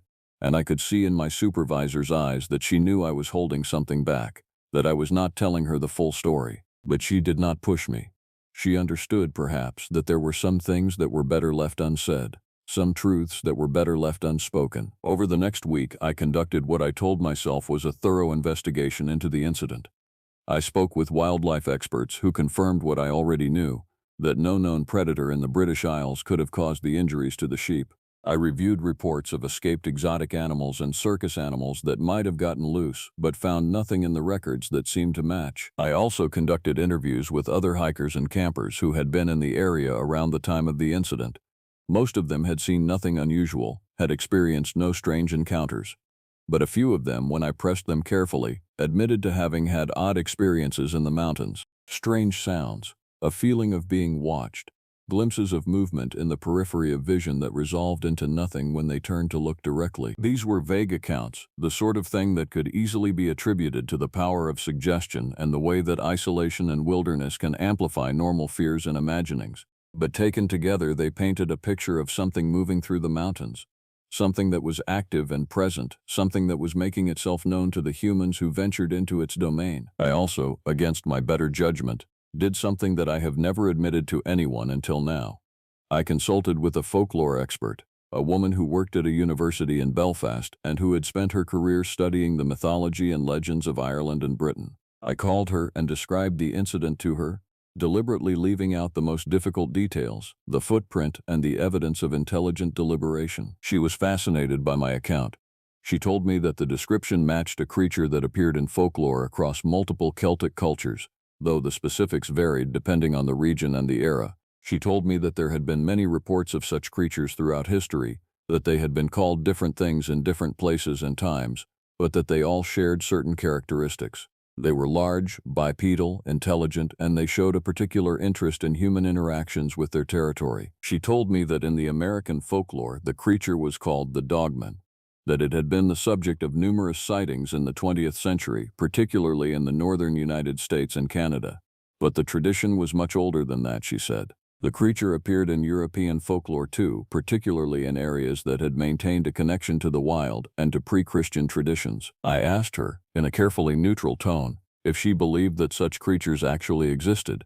She paused before answering. She told me that she believed that human mythology was not created randomly, that it often arose from actual encounters with something real, something that had impressed itself deeply enough on human consciousness to warrant preservation in stories and legends. Whether that meant the creatures literally existed in the physical world, or whether it meant they existed in some other realm, some intersection between the physical and the metaphysical, she could not say.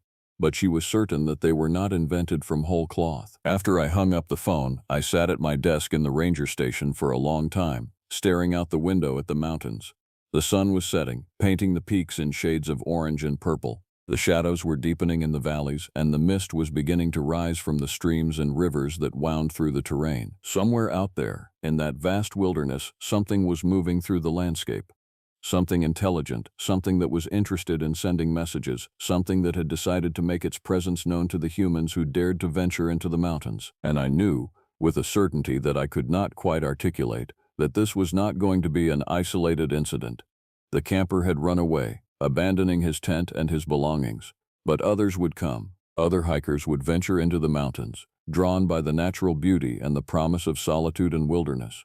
And some of them would come into contact with whatever it was that lived out there in the high places. 3 weeks after the incident at the campsite, I received a phone call late at night. It was one of my colleagues, a ranger named Peter who worked in the northern section of the Mournes. He was whispering, and I could hear the fear in his voice even across the distance of the phone line. He told me that he had found something while conducting a routine patrol. He had found the remains of a large animal, something that he could not identify. He had found it at the edge of one of the marked trails, and he believed it had been killed very recently, within the past 24 hours. I asked him what kind of animal. He said he was not sure, but it was large, much larger than a deer, and it had been opened in much the same way that the sheep had been opened at the camper's site. The remains had been arranged in a deliberate pattern, and there were marks in the earth around the body that suggested something large and powerful had been there. I told him to secure the area and not to touch anything else. I told him that I would be there within the hour. I hung up the phone and sat for a moment in the darkness of my bedroom, my heart pounding, my mind racing. This was no longer an isolated incident. This was a pattern. Something was killing animals deliberately, arranging them carefully, leaving them as messages or warnings. And it was happening with enough frequency that we could no longer dismiss it as coincidence or accident. I drove through the night to meet Peter. The roads were empty at this hour, and the landscape was wrapped in darkness. Without the competing light of the sun, the stars above were brilliant, thousands of them stretching across the sky in a display that reminded me of how small and insignificant human civilization was in the face of the vast cosmos. When I arrived at the location Peter had specified, I found him standing near a large shape on the ground, illuminated by his torch. As I approached, I saw what he had found. It was a red deer, a large male with impressive antlers. It had been killed with tremendous force, its body torn open and eviscerated much like the sheep had been. But the sheer size of the deer, the power it would have taken to kill such a large animal, made the implications even more disturbing than the killing of the sheep had been. A red deer was a dangerous animal, capable of delivering serious injury or death with its antlers and its hooves. Whatever had killed this animal had done so not out of desperation or hunger, but out of sheer overwhelming strength and power. The message was clear. I am stronger than the largest, most powerful animals in this forest. I am the apex predator here, and nothing in this territory can stand against me. I examined the scene carefully, documenting everything, taking photographs from multiple angles. As I worked, I told Peter about the dead sheep, about the interview with the camper, about the investigations that had been conducted. Peter listened without interrupting, his face grave in the light of his torch.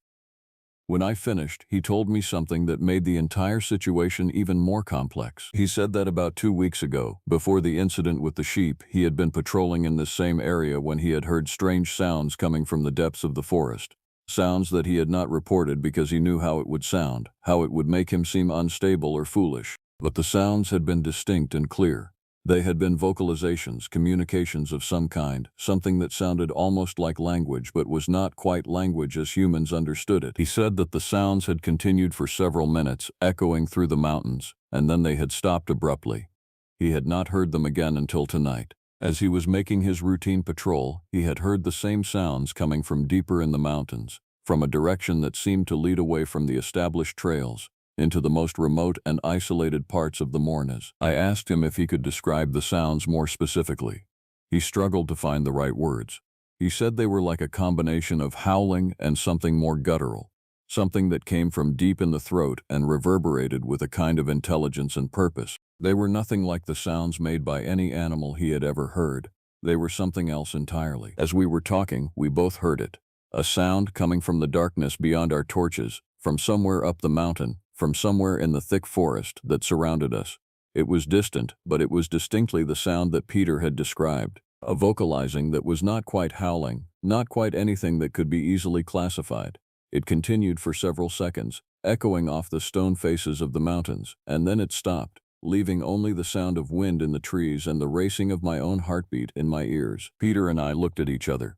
I could see the fear in his eyes, could see the confirmation of everything he had been thinking and feeling since he had first heard those sounds 2 weeks ago. I told him that we should secure the scene and leave. I told him that this was beyond the scope of our normal duties as rangers, that we needed to involve the authorities, that we needed to report what we had found and what we had heard. But even as I said these things, I knew that there was very little that official authorities could do in response to what we were dealing with. How do you arrest something that might not be human? How do you investigate a creature that does not leave evidence that can be presented in a court of law? How do you explain to your superiors that there is something in the mountains that is intelligent and powerful and that is deliberately communicating with the humans who venture into its territory? We drove back down the mountain in silence. Peter followed me in his own vehicle, and I could see his headlights in my rearview mirror as we wound our way through the dark roads. Neither of us spoke until we reached the ranger station. In my office, I pulled out the files that had been opened after the initial incident with the camper and the dead sheep. I had been keeping careful records of everything that had happened, everything that I had observed and learned, though I had been careful not to write anything that would seem too speculative or too far beyond the realm of official ranger business. I showed Peter the information I had gathered, told him about the folklore expert I had consulted, told him about the stories my grandfather had told me about the dogmen and the thing that hunted in the mountains. I could see Peter struggling with it all, struggling to reconcile his training as a ranger and his practical experience with the knowledge that something beyond normal explanation might actually exist in the world. We spent the rest of the night going through old records, looking at incident reports from years past, trying to see if there were patterns, if there had been other incidents that matched what we were experiencing. And indeed, we found them. There were scattered reports, never quite cohesive enough to form an official pattern, but persistent enough to suggest that something unusual had been happening in the moorns for a long time. A hiker who had gone missing for 3 days and then reappeared, unable to explain where she had been or what had happened to her.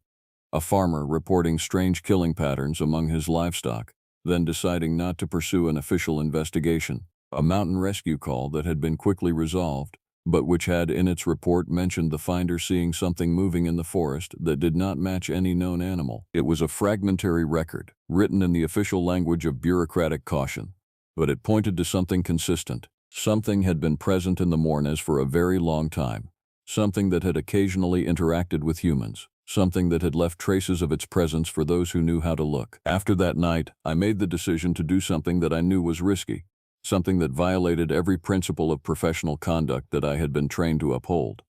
I decided to attempt contact with whatever it was that lived in the mountains. I know how this sounds. I know that any reasonable person would dismiss this as the thinking of someone who has gone mad, someone who has been exposed to too much of the strange and the inexplicable and has let it unsettle their grip on reality. But I was convinced, through everything I had seen and everything I had learned, that the creature was intelligent, that it was capable of communication, that it had been deliberately sending messages through the arrangement of dead animals and the sounds in the darkness. So I packed my camping gear, and on a clear night when the moon was full and bright, I drove up into the mountains and I pitched a tent in an isolated location, far from any marked trails, far from any other human presence. I was alone in the wilderness with my thoughts and my fears and whatever it was that lived in the depths of the forest. I did not sleep that first night. I sat in my tent, listening to the sounds of the mountains, attuned to every movement, every noise, every indication that something was moving through the darkness beyond the thin canvas walls. I thought about the camper, how terrified he must have been, how every instinct in his body must have been screaming at him to run. And yet I stayed. I waited. I was determined to see this through, to understand what was happening, to come face to face with the mystery that had been haunting my thoughts for weeks. In the hours before dawn, I heard the sound. The vocalizing that Peter had described, the communication that was almost language but not quite. It was coming from somewhere up the mountain, from the deepest part of the forest, from a place that I could not quite locate despite the clarity of the sound. I emerged from my tent, my torch in hand, my heart pounding so hard I thought it might burst from my chest. The sound continued, rolling across the mountains, echoing off the stone faces, reverberating through the darkness, and then I realized something. It was coming closer. The creature, whatever it was moving down the mountain, was coming toward my tent, was responding to something about my presence in its domain. I stood at the entrance of my tent, my torch pointed toward the sound, my body trembling with a fear so profound that I could barely stand upright. The sound grew louder, more distinct, and then it stopped. Complete silence. The kind of silence that suggests something is listening, something is waiting, something is studying you with an intelligence that you can feel the weight of across the darkness. I do not know how long I stood there. Seconds, minutes, hours perhaps. Time seemed to lose all meaning. I was aware only of the darkness surrounding me, of the sense of presence beyond the reach of my torch, of something vast and powerful and utterly unknowable observing me from the night. And then, just as suddenly as it had begun, the presence withdrew. The silence remained, but it was a different kind of silence, the silence of something that had moved away, that had decided to return to the depths of the forest, that had chosen not to reveal itself further. I did not sleep the rest of that night. I remained in my tent, my torch on, my attention focused on every sound, every movement, every hint of presence. As the first light of dawn began to break over the mountains, I packed my tent and made my way back to my vehicle, my mind churning with the enormity of what I had experienced. It has been 6 months since that night in the mountains. 6 months since I attempted contact with whatever it is that lives in the mourns. And in that time there have been no more reports of dead sheep, no more missing hikers, no more animals found arranged in deliberate patterns. I have gone back to my work as a ranger, conducting patrols, guiding hikers, maintaining the trails and the facilities that the National Trust manages in the mountains. I have done my best to return to a state of normalcy, to put the events of the last months into some kind of perspective, to move forward with my life as if none of it had happened. But I cannot. Every time I venture into the mountains, every time I stand in the vast silence of the wilderness, I am aware of the presence. I am aware that something is watching, something is aware of my presence in its domain, and I have come to believe something that I would never have believed before all of this began. I have come to believe that whatever the creature is, whatever it wants, it was not trying to harm the camper, or the farmer, or any of the other humans who ventured into the mountains. It was trying to communicate. It was trying to send messages. It was trying to tell us something. But what? That was the question that kept me awake at night, that occupied my thoughts during my patrols, that haunted me when I was alone in the darkness. The only conclusion I could reach was that it was trying to tell us to respect the wilderness. It was trying to tell us that these mountains were not ours to tame and control and develop as we saw fit. These mountains had been here long before we arrived, and they would continue to exist long after we were gone. And there were things in these mountains, ancient things, powerful things, that existed in the spaces between civilization and chaos, that demanded acknowledgement and respect. The camper never returned to the mountains. The farmer continues to keep his livestock in secure enclosures and has made peace with the occasional missing sheep. Peter continues his patrols, and sometimes he tells me that he has heard the vocalizing in the darkness, but it no longer seems threatening to him. He has come to see it as a kind of communication, a reminder that he is not alone in the mountains, that there are other presences here, other intelligences, other ways of being in the world. And I continue my work as a ranger, guiding people through the mountains, maintaining the facilities, protecting the wilderness for future generations. But I do so with a new understanding, a new respect for what the mountains contain, what mysteries they still hold, what ancient and unknowable things might be moving through the darkness beyond the reach of human knowledge and understanding. The question that I am left with, the question that still haunts me, is whether what I experienced was real, or whether it was something that my mind created in response to the stress and fear and the power of suggestion. Whether there truly is an intelligent creature in the mountains, or whether I simply wanted to believe in something so profoundly that I created it through sheer force of will. But I know what I heard. I know what I saw. I know that something moved through the darkness, something intelligent, something aware, something that communicated with a purpose and an intent. And I know that there are still mysteries in this world, mysteries that defy easy explanation. Mysteries that suggest the universe is far larger and far stranger than our modern understanding would have us believe. So where are you now, as you listen to this? Are you at home, in the safety of your four walls, listening to the sounds of traffic or people moving in the rooms around you? Are you somewhere isolated, somewhere where the natural world presses in around you, where you can feel the weight of the wilderness, where you understand that civilization is only ever one step away from being overwhelmed by something far more ancient and far more powerful? Whatever your location, I want you to know that the mountains are still there. The wild places still exist. And in those wild places, in the depths of the forests and on the heights of the peaks, there are things that we do not understand, things that operate by rules that we have not yet learned. Things that are watching and waiting and communicating in languages that we have yet to comprehend. The story of the dead sheep and the terrified camper and the mysterious creature in the mourns is not the only story that the mountains could tell. It is only one story, one incident in a long history of encounters between human civilization and something far older, far stranger, far more powerful than ourselves. And I would encourage you, if you find yourself in the wild places, if you find yourself far from the safety of civilization, to pay attention. Listen to the sounds of the night. Watch for movements in the shadows. Feel the weight of the presence that might be observing you from the darkness, because the mountains remember, the wild places remember, and the things that live in the spaces between civilization and chaos are always waiting, always watching, always ready to send us their messages if only we are brave enough to listen. This has been my account of what happened in the Morn Mountains, the truth as I have experienced it and as I have come to understand it over months of investigation and contemplation. I do not expect everyone to believe it. I do not expect it to be accepted as scientific fact or journalistic truth, but it is my truth. It is what I have witnessed and what I have learned. Thank you for listening. Thank you for allowing me to share this with you. And please, before you go, tell someone where you were when you heard this story. Tell someone what time it was. Tell someone about the place where you found yourself when this account reached your ears. Because in doing so, you help make the mystery real. You help acknowledge that there are still places in this world that we do not fully understand, still creatures that we have not yet named, still ancient and powerful forces that move through the darkness beyond the reach of human comprehension. The mountains are waiting. The wild places are always waiting. And somewhere in the depths of the forest, something intelligent and old and utterly unknowable continues to move through the darkness, leaving messages for those who have the courage to listen. EOF. Welcome to my channels, Mr. Belecho, Mr. Geronimo, and Sar Belecho. Please make sure to subscribe to these channels so you do not miss any of our content. Your subscription helps us reach a wider audience and allows us to bring you more stories like the one you are about to hear. I need you to listen to this story carefully, because what I am about to tell you happened to real people in a real place, and it changed everything they thought they knew about the wilderness and the boundaries between the known and the unknowable. Before I begin, I want to ask you something. Have you ever been to Alaska?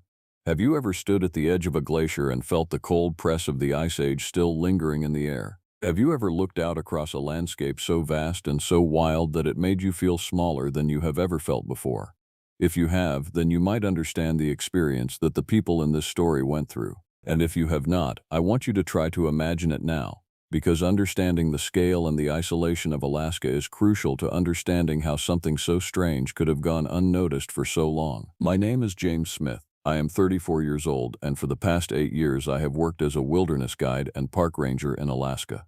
I have led expeditions through Denali National Park and Preserve, guided kayakers through the waters of Kenai Fjords and Glacier Bay National Parks, trekked across some of the most remote and beautiful landscapes on the planet. Alaska is my home, and the wilderness is my workplace, and I love both of them with a passion that runs deeper than I can adequately express. It was during an expedition in the late summer that everything changed for me.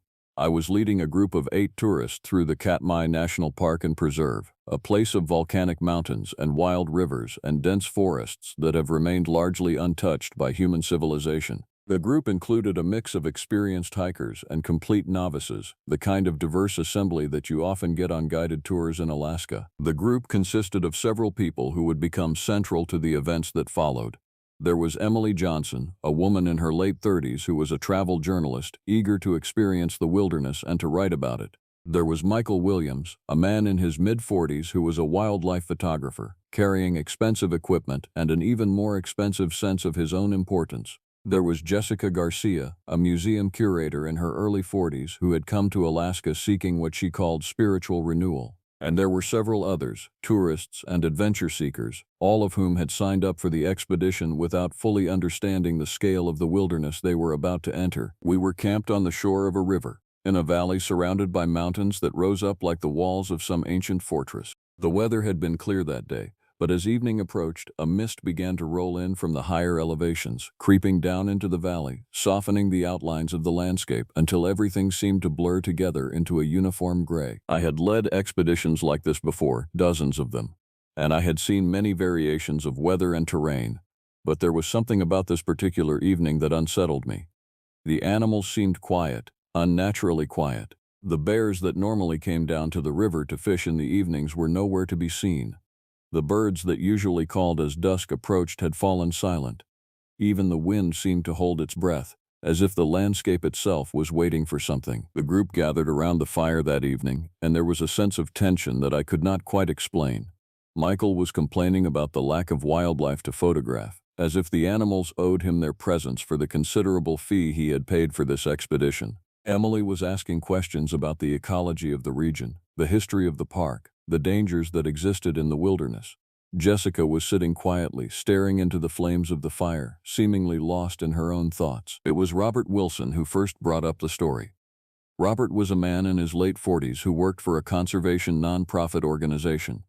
He had some experience in wilderness settings, and he had been asking knowledgeable questions throughout the first day of the expedition. As the evening wore on and the mist grew thicker around us, Robert said something that I wish he had not said. He said, "You know, there are stories, old stories from the indigenous peoples of Alaska, stories about something that lives in these remote areas, something that is not quite animal and not quite human, something that the old peoples learned to respect and to fear." I told him that I did not appreciate stories like that being told to my clients, especially not when we were camped alone in the wilderness, surrounded by nothing but forest and mountains and the growing darkness. I told him that fear was not a useful emotion in these situations, that clear thinking and caution were what kept people safe, but Robert had already planted the seed. The group was interested now, asking him to tell them more about these stories, wanting to know what exactly the indigenous peoples had claimed existed in the Alaskan wilderness. Robert, pleased to have an audience, began to tell them about a creature that appeared in various forms throughout the folklore of different Alaska Native peoples. A creature that walked on two legs but was not human. A creature that was intelligent, that was powerful, that had been encountered by hunters and travelers throughout the ages. I interrupted him again, more firmly this time, and told the group that we should get some rest, that we had a long day of hiking ahead of us tomorrow, that stories about mythical creatures were not going to help anyone sleep well. The group settled down, somewhat reluctantly, into their tents, though I could see them huddled together, talking in low voices, the fear that Robert had sparked now taking root in their minds. I was the last to retire to my tent. I sat by the fire for a long time after everyone else had gone to sleep, listening to the sounds of the wilderness around me, trying to understand what had created that sense of wrongness, that feeling that something was not right in this landscape that I had come to know so well. And then I heard it. A sound coming from somewhere out in the darkness, from somewhere beyond the reach of the firelight. It was a kind of vocalization, something that might have been almost like a howl, but with something else mixed in with it, something that suggested intelligence, something that suggested language. It continued for several seconds, echoing across the river valley, and then it stopped abruptly. I sat very still, listening, trying to determine if it had been an animal that I recognized, a wolf or a grizzly bear making some kind of unusual sound, but I could not place it. It was nothing that I had heard before, and I have spent enough time in the Alaskan wilderness to recognize the voices of most of the large predators that inhabit these regions. The next morning, the group was subdued. Several of them had not slept well, disturbed by the sound in the darkness and the stories that Robert had told them. Emily, the journalist, asked me directly if I knew what had made the sound. I told her that there were many animals in Alaska, that sound often traveled in strange ways across water and through valleys, that what sounded frightening in the darkness often had a perfectly mundane explanation, but I was not being entirely truthful. The sound had unsettled me too. There was something about it that had triggered a sense of recognition, a memory of something that I had heard or read about, something that I could not quite bring into focus. We broke camp and began our hike deeper into the park. The terrain became more rugged as we moved away from the river, ascending into the mountains, moving further away from any form of human civilization or rescue. The group was quieter than they had been the day before, more alert, more afraid. Michael complained less and observed more. The novices clung to each other, nervous and uncertain. It was on the third day of the expedition that we found the first evidence that something was seriously wrong. We were hiking through a dense forest, moving along a trail that was overgrown and difficult to navigate, when we came across something on the path ahead. It was the remains of a moose, a large bull moose, lying on its side on the trail. It was partially decomposed, but not decomposed enough for me to determine how long it had been dead. What was clear, immediately, was that something had killed it deliberately. The animal had been torn open, its internal organs removed, its carcass arranged in a way that suggested purpose and intention. I motioned for the group to stop, to stay back from the body, while I examined it more closely. The wounds were severe, ragged, the work of something with tremendous strength. But there was also precision to it, as if whoever or whatever had done this had known what they were doing, had known exactly where to cut and tear to cause maximum disruption. Emily came forward despite my warning, her journalist's instincts overriding her good sense. She asked me what could do something like that. I told her that we should not speculate, that we should document what we were seeing and then move on, that it was probably a natural kill, the work of a bear or a pack of wolves that had been particularly aggressive in their hunting, but I did not believe that. I knew the signs of a bear kill, and I knew the signs of a wolf pack taking down large prey. This was something else.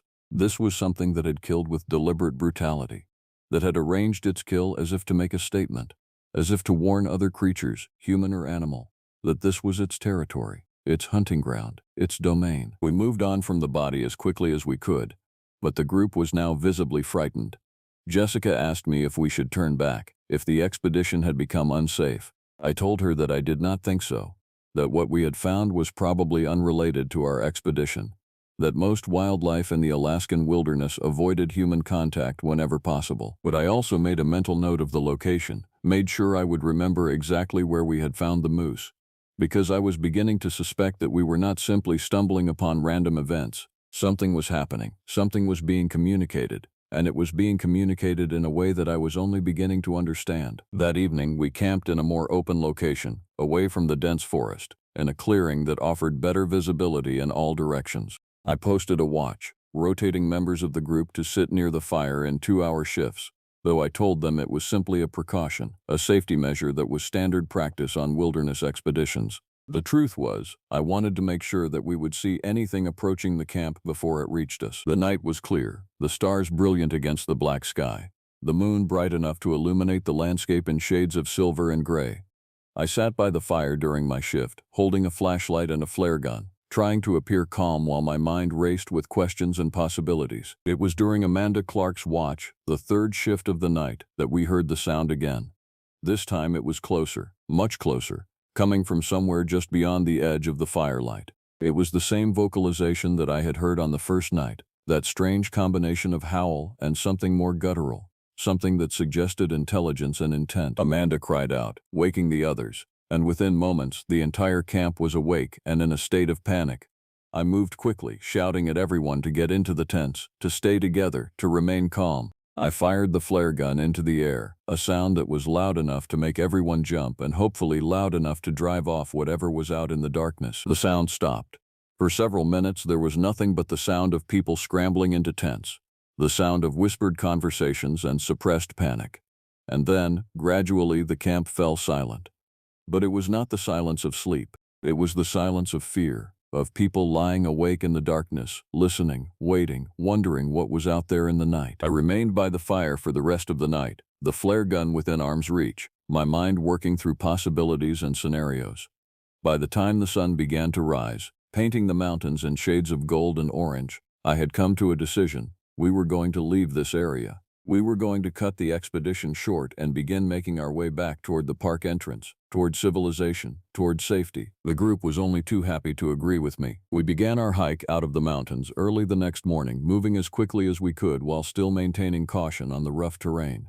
The group was shaken, and I could see fear in the faces of the tourists who had come to Alaska looking for adventure and spiritual renewal and had instead encountered something that was fundamentally terrifying. Michael, the wildlife photographer, was less concerned about our safety and more concerned about what he had missed. He kept asking me if I thought there would be another opportunity to encounter the creature that had made the sounds, if there was any possibility we could return to the area with better equipment and setup. I told him firmly that the expedition was over, that we were leaving, and that I would appreciate it if he would focus his energy on getting himself and the rest of the group back to civilization safely. As we hiked, I found myself thinking about the stories that Robert had told around the campfire, about the creatures that appeared in Alaska Native folklore. I had heard versions of these stories before, usually dismissed as folklore, as mythology, as the product of the minds of people who lived in isolation and saw mysteries in natural phenomena that a modern scientific mind would easily explain. But now I was not so certain. Now I was wondering if perhaps the old stories had arisen from actual encounters, from actual sightings of something real, something that had impressed itself so deeply on the human consciousness that it had been preserved in stories and passed down through generations. We reached the park entrance by late afternoon, and I immediately made arrangements for the group to return to Anchorage on the next available flight. I also made the decision to contact the National Park Service and file a report about what we had encountered, about the dead moose, about the sounds in the darkness, about the fear and distress that the group had experienced. The official I spoke with was polite, but not particularly interested. He took down my information, asked a few perfunctory questions, and told me that they would investigate if possible, though he noted that remote wildlife incidents were fairly common in Alaska, and that many of them turned out to have perfectly natural explanations. I did not try to argue with him. I was beginning to understand that what I had experienced, what I had witnessed, was not going to be easily accepted by official channels, was not going to fit into the neat categories of wildlife management and park administration. After the group had departed, I stayed in Anchorage for several days, trying to process what had happened, trying to make sense of the events that had shaken me so thoroughly. I visited the library and requested materials about Alaska Native folklore, about the stories and legends that had been passed down through generations of indigenous peoples. What I found was fascinating and deeply unsettling. There were accounts, scattered throughout various folklore collections and anthropological papers, of a creature that appeared in the traditions of many different Alaska Native peoples. The creature was called different things in different languages and dialects, but certain characteristics remained consistent. It was large, bipedal, intelligent. It lived in remote wilderness areas, far from human settlements. It communicated through vocalizations that were almost like language, and it was known to kill animals deliberately, to arrange them in specific ways, to send messages to the humans who encroached on its territory. One particular text caught my attention.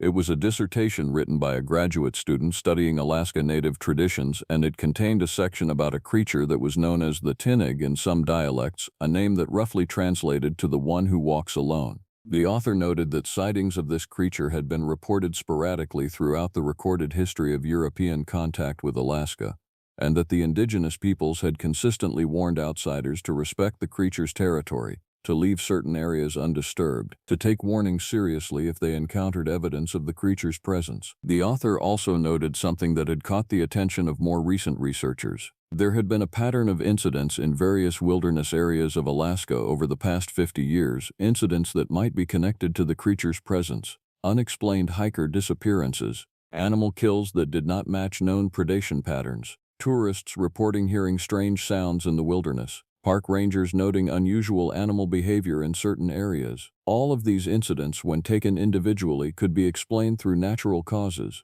but taken together they suggested something more, something that was intelligent and intentional. I spent hours in that library, reading and taking notes, following the threads of evidence and folklore as they wound through the academic literature. By the time I was finished, I had become convinced of one thing. I had encountered something real, something that was not a known animal, something that was intelligent and communicative. And I was not the first person to do so. Over the next several weeks, I found myself unable to return to my normal work. I took leave from my job as a wilderness guide and instead began conducting my own investigation, reaching out to park rangers who worked in various Alaska wilderness areas, asking them carefully phrased questions about unusual incidents they might have witnessed or heard about. What I found was a network of rangers and guides who had experienced something similar to what I had experienced, who had encountered evidence of something that did not fit into the standard wildlife management framework, but who were reluctant to speak about it officially. Some of them agreed to talk to me off the record. Some of them shared their own stories of strange sounds, of animal kills, of a presence in the wilderness that they could not quite explain. One ranger in particular, a man named William Rodriguez, who had been working in the Alaska wilderness for over 40 years, invited me to meet him in person. He was based out of a small ranger station near Wrangell St. Elias National Park and Preserve, and he had information that he thought I should know about. I drove out to meet him. A long drive through the vast Alaskan landscape, through towns and wilderness and everything in between. When I finally arrived at the ranger station, I found William to be an older man, weathered by decades of exposure to the elements, but with sharp eyes that suggested an intelligence that had not been diminished by age. William invited me into his office, made coffee, and then proceeded to tell me a story that changed everything I thought I knew about the situation. He said that about 15 years ago, he had been investigating reports of unusual animal kills in the Prince William Sound area. There had been multiple incidents, scattered over several months, of large animals being found dead and arranged in deliberate patterns. Bears, moose, elk, even a small whale that had washed ashore. The kills themselves were not the strangest part. What was strange was the way they had been arranged, the places they had been found, the pattern that emerged when you mapped all of the incidents on a chart. The kills formed an almost circular pattern, as if whatever was doing the killing was establishing and reinforcing the boundaries of its territory. William had become obsessed with understanding what was happening. He had conducted his own investigation, had interviewed the people who had made the discoveries, had examined the scenes with forensic attention to detail, and in the process he had found evidence of something that he had never reported officially. He had found footprints, large footprints, prints that were almost human in shape but significantly larger, and with claw marks at the end of the toes that suggested something entirely different from a human foot. William had photographed these prints, had made casts of them, had preserved the evidence carefully, but he had never reported them because he knew that doing so would destroy his credibility as a ranger, would subject him to ridicule and dismissal, would make him appear to be an unreliable observer. Instead, he had kept the evidence private, had studied it, had used it to develop his own understanding of what was happening in the Alaskan wilderness. And what he had come to believe was that there was something out there, something intelligent, something that was establishing and reinforcing territorial boundaries, something that was communicating with those who had the wisdom to listen. William showed me the photographs and the casts. They were extraordinary. The prints were undeniably large, and the shape suggested something that was neither bear nor human, but something that combined characteristics of both. The claw marks were perfectly formed, the depth of the impression suggesting tremendous weight and power. I asked him if he had any theory about what the creature was, what it might be. William told me that he believed it was something that was not catalogued in modern biology, something that belonged to a category of creature that science had chosen to dismiss as mythology or folklore. He said that he believed there was more than one such creature, that they were scattered throughout the remote wilderness of Alaska, that they had been here long before human beings arrived, and that they had learned to coexist with human civilization by maintaining strict territorial boundaries and by communicating warnings to those who encroached on their domains. He also told me something else, something that was particularly unsettling. He said that the incidents in Prince William Sound had stopped about 10 years ago, after he had conducted his investigation. It was as if whatever had been killing the animals had decided that it had sent its message clearly enough, and had moved on or had changed its behavior. But he suspected that the creature had not disappeared. He suspected that it was still out there, that it was still establishing and reinforcing territorial boundaries, that it was still attempting to communicate with the humans who ventured into its domain. As I listened to William tell his story, I found myself becoming more convinced that what I had experienced during my expedition in Katmai was part of a larger pattern, part of a larger phenomenon that was occurring throughout the Alaskan wilderness. There was something out there. There were intelligent creatures occupying the remote wilderness areas, and they were trying to tell us something. After my conversation with William, I made the decision to contact the rest of my expedition group and to ask them if they would be willing to participate in a follow-up investigation. I was not sure that they would be interested, but I wanted to give them the opportunity to provide additional information about what they had experienced. Emily Johnson, the travel journalist, was the most enthusiastic about becoming involved. She had already begun writing about her experience in Katmai, and she was interested in exploring the larger phenomenon that I had discovered. She had resources, connections with other journalists and researchers, and a platform through which to share what we learned. Michael Williams, the wildlife photographer, was also interested, though for somewhat different reasons. He saw the investigation as an opportunity to possibly capture photographic evidence of a creature that science had not yet documented. He began making plans to return to Alaska and to conduct his own photography expeditions in the remote areas where the evidence of the creature's presence seemed most concentrated. Jessica Garcia, the museum curator, was more hesitant, but after several conversations in which I shared more of what I had learned, she agreed to become involved. She offered to use her connections in the academic world to reach out to researchers who might have expertise relevant to what we were investigating. Robert Wilson, the conservation worker who had first told the stories around the campfire, was eager to assist. He had connections throughout the conservation community, and he was able to help us reach out to other park rangers and wilderness guides who might have experienced something similar to what we had encountered. And then there was Amanda Clark, a freelance researcher and outdoor enthusiast who had been part of the original expedition.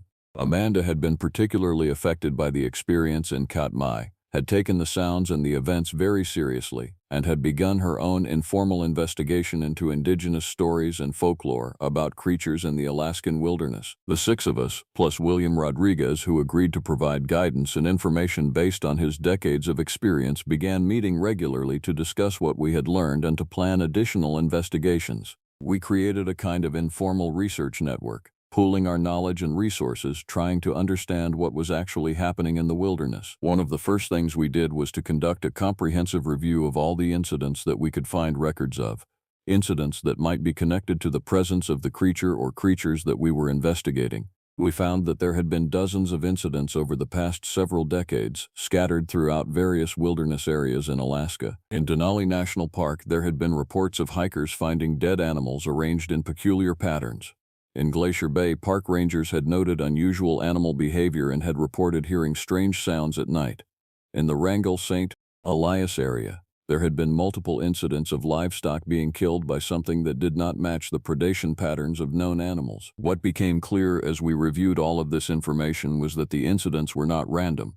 They seemed to cluster around certain areas, and they seemed to follow certain patterns.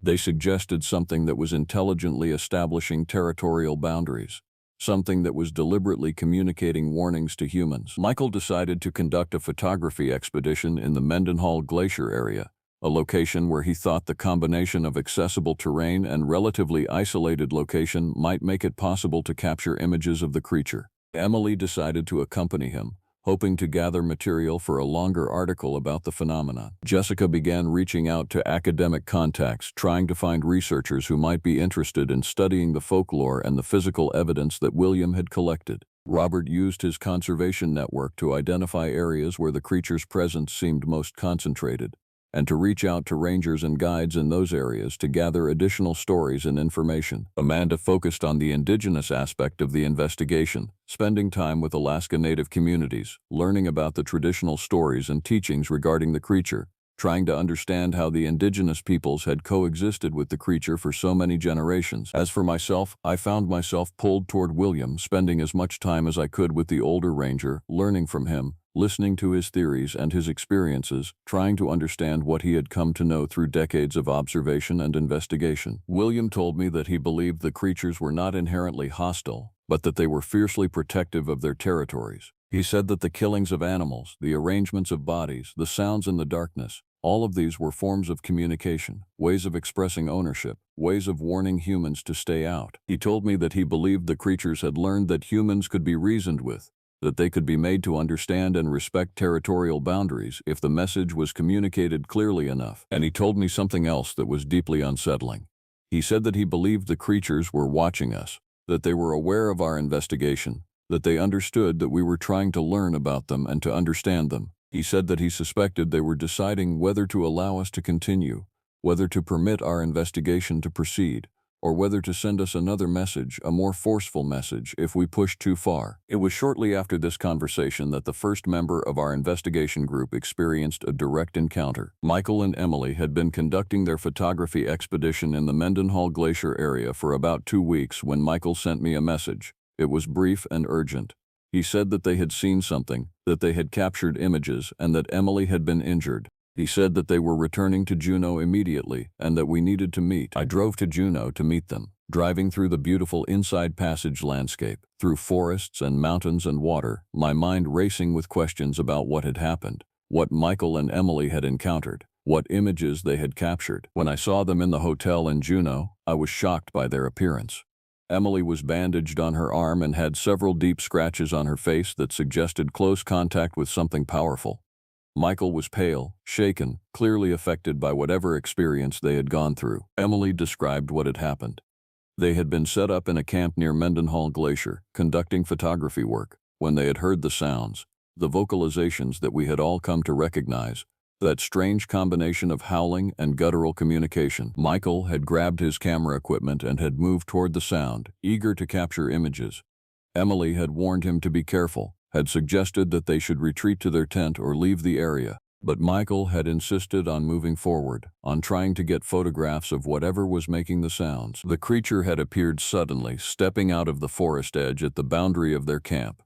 Michael had managed to capture several frames of images before the creature had moved toward them with remarkable speed and power. Emily had thrown a burning branch from the fire directly at the creature, distracting it, allowing her to grab Michael and pull him toward a large boulder formation where they could take shelter. The creature had pursued them, but its large size had made it difficult for it to follow them into the narrow spaces between the rocks. Michael had continued taking photographs even as they were hiding, documenting the creature's attempts to dislodge them from their hiding place. Emily had been scratched when she had reached out to try to move a rock to better block the entrance to their shelter, and the creature had managed to catch her arm with its claws. But the injury was relatively minor, painful, but not serious. After several minutes, the creature had stopped its assault on their position. It had stood at the edge of the rocks, making those vocalizations, that strange communication, and then it had turned and retreated back into the forest from which it had emerged. Michael and Emily had spent the rest of the night in their hiding place, afraid to move, barely daring to breathe. In the morning, they had packed their camp as quickly as they could and had made their way back toward Juneau, toward civilization and safety. Michael showed me the photographs. They were extraordinary and disturbing, and unlike anything I had ever seen. They showed a creature that was approximately 7 feet tall, covered in dark fur, with a posture that was almost human but not quite. The face was partially visible in one of the shots, showing features that were neither fully animal nor fully human, but something in between. The most striking feature was the eyes. They were intelligent, focused, aware. These were not the eyes of an animal acting on pure instinct. These were the eyes of something that understood what it was doing, something that was making deliberate choices. The photographs, combined with William's earlier findings, provided the most concrete evidence that any of us had yet found of the creature's existence. And as I looked at those images, I found myself gripped by a mixture of wonder and horror. The creature was real, it was intelligent. And now that we had captured images of it, now that we had documented its existence in a way that could not be easily dismissed or explained, we had crossed some kind of threshold. We had moved from investigating folklore and reports to actually engaging with the creature itself. And I had the unsettling sense that the creature was aware of this transition, was aware that we had documented its existence, and was considering what its response should be. The photographs created immediate tension within our investigation group. Jessica and Robert wanted to go public with them, to share what we had discovered with the scientific community and with the world. They argued that the evidence was too significant to keep private, that the creature's existence was a matter of scientific importance that outweighed concerns about credibility or ridicule. But Amanda and I argued for caution.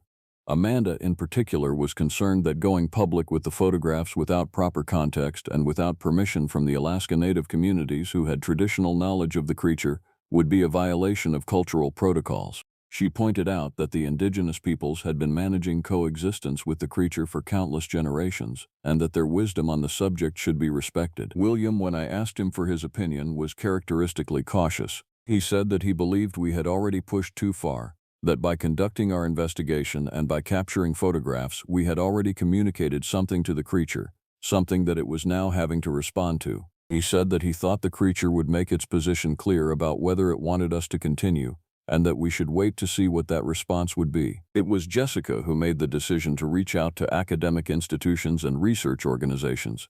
She contacted several universities and research centers that had connections to wildlife biology and cryptozoology. She sent them the photographs with a careful explanation of where they had been taken and under what circumstances. She asked them if they would be willing to conduct analysis of the images and to help us understand what we were looking at. The response was mixed. Some institutions wanted nothing to do with the photographs, viewing them as either hoaxes or misidentifications, but others, particularly some smaller research organizations and independent researchers who worked in fringe areas of scientific inquiry, expressed genuine interest. They offered to conduct detailed analysis, to consult with colleagues, to help us understand what the creature might be. While this was happening, I found myself increasingly pulled toward William and his perspective.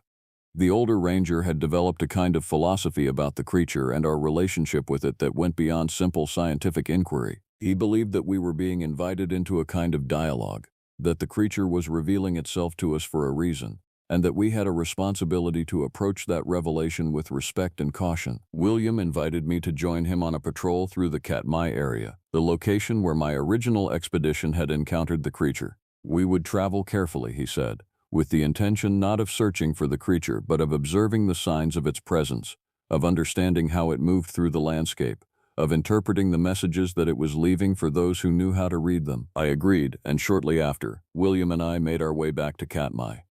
We hiked carefully, moving slowly, paying attention to everything around us. William taught me how to read the signs, how to identify the creature's trail from subtle marks in the vegetation, how to understand the arrangements of dead animals as a form of communication. We found several such arrangements, dead bears and sheep and birds, all positioned deliberately, all arranged in ways that suggested intention and meaning. William explained his interpretation of what the creature was communicating through these arrangements. He said that it was establishing the boundaries of its territory, that it was reaffirming its dominance in the landscape, that it was sending warnings to both animal and human predators to stay away. But he also said that he believed the creature was aware that we were investigating, aware that we were trying to understand, and that it was allowing us to see these signs, that it was in a sense teaching us, helping us to understand the way that it communicated. As we were examining one of these arrangements, a dead grizzly bear that had been positioned with great care in a clearing, William pointed out something that I had missed. There was a pattern to the way the body had been arranged, a pattern that suggested something more than just a demonstration of power. The body was arranged in a way that created a kind of spiral, a geometric pattern that seemed too deliberate to be accidental. William said that he had seen similar patterns before, that he believed the creature was using these spatial arrangements to communicate something more complex than just territorial warnings. He theorized that the creature was capable of more sophisticated forms of communication than we had yet understood, that the arrangements of bodies and the vocalizations and the patterns in the landscape were all part of a language that we were only beginning to decipher. It was shortly after this observation that something happened that changed the entire nature of our investigation. Christopher Anderson, a researcher who worked with one of the academic institutions that Jessica had contacted, reached out to me with some significant information. He said that he had been analyzing the photographs that Michael had taken, and that he had come across something extraordinary. Hidden in the background of several of the photographs, in areas that were not immediately obvious, were what appeared to be additional figures, not the primary creature that Michael had captured in focus, but other shapes, other forms, suggestions of additional creatures that were moving in the landscape around the main creature. Christopher sent me enhanced versions of the photographs, versions that had been processed to bring out details that were not visible in the original images, and when I looked at them, I saw it. There were at least 3 other figures visible in the background of some of the shots, moving through the forest, moving with deliberate coordination, moving in ways that suggested they were working together with the primary creature that was visible in the photographs. I contacted William immediately with this information. His response was grave. He said that this confirmed something that he had long suspected, something that had emerged in some of the oldest indigenous stories. He said that the creatures were not solitary, that they operated in groups, that they were organized and coordinated in their behavior. This suggested a level of social complexity and organization that went far beyond what we had previously understood. These were not just intelligent creatures. These were creatures that lived in communities, that had social hierarchies, that coordinated their activities. These were, in short, societies of beings that were operating in the Alaskan wilderness, largely unknown and largely undetected, managing their existence and their interactions with humans with a sophistication that was deeply unsettling. William told me that he believed the creatures had allowed themselves to be photographed, that they had permitted Michael to capture images of themselves for a reason. He said that he thought the creatures were trying to communicate something to us, something that was important enough to warrant revealing their existence. But what that something was, neither of us could quite understand. We had evidence of creatures, we had evidence of intelligence, we had evidence of social organization, but we still did not fully understand their purpose, their intentions, or what they wanted from us. The situation became more urgent when Robert Wilson went missing. Robert had been conducting research in the Glacier Bay area, working to gather additional information about incidents that might be connected to the creature's presence. He had been out of contact for almost a week when the park rangers in Glacier Bay initiated a search. I received a call from Jessica, who was frantic with worry. Robert had not checked in at the expected time, his satellite communication device was not responding to signals, and there was genuine concern about his safety. I immediately made arrangements to travel to Glacier Bay and to participate in the search. When I arrived at the ranger station in Glacier Bay, I found a search and rescue operation already well underway. But the terrain in Glacier Bay is vast and difficult, and locating a single person in the wilderness is a nearly impossible task unless you have some indication of where they might be. Amanda was already there, having made her own way to Glacier Bay when she learned that Robert was missing. She was determined to participate in the search. to help find our colleague, to ensure his safety. William, when I reached him by phone, was characteristically direct. He said that he believed Robert had encountered something, that he suspected Robert might have had a direct encounter with one of the creatures. He said that he thought Robert had been taken, that he was being held deliberately, and that we needed to understand why. I thought William was being alarmist, but I also found myself unable to dismiss his theory. Robert had been missing for a week, and that was long enough for something to have happened to him, long enough for an encounter to have occurred. Amanda and I decided to conduct our own search, moving away from the official Park Service search grid, focusing instead on areas where we suspected Robert might have been doing his research. We used his notes and his research outline to identify locations where he had been planning to conduct interviews and gather information. We hiked for 3 days, examining different areas of Glacier Bay, looking for any sign of Robert, any indication of where he might have gone. On the 3rd day, we found his camp. It was in a remote location, far from any established trail, in a valley surrounded by mountains and wilderness. The camp was largely undisturbed, Robert's tent still standing, his equipment and provisions still in place, but Robert himself was not there. There were, however, signs of another presence.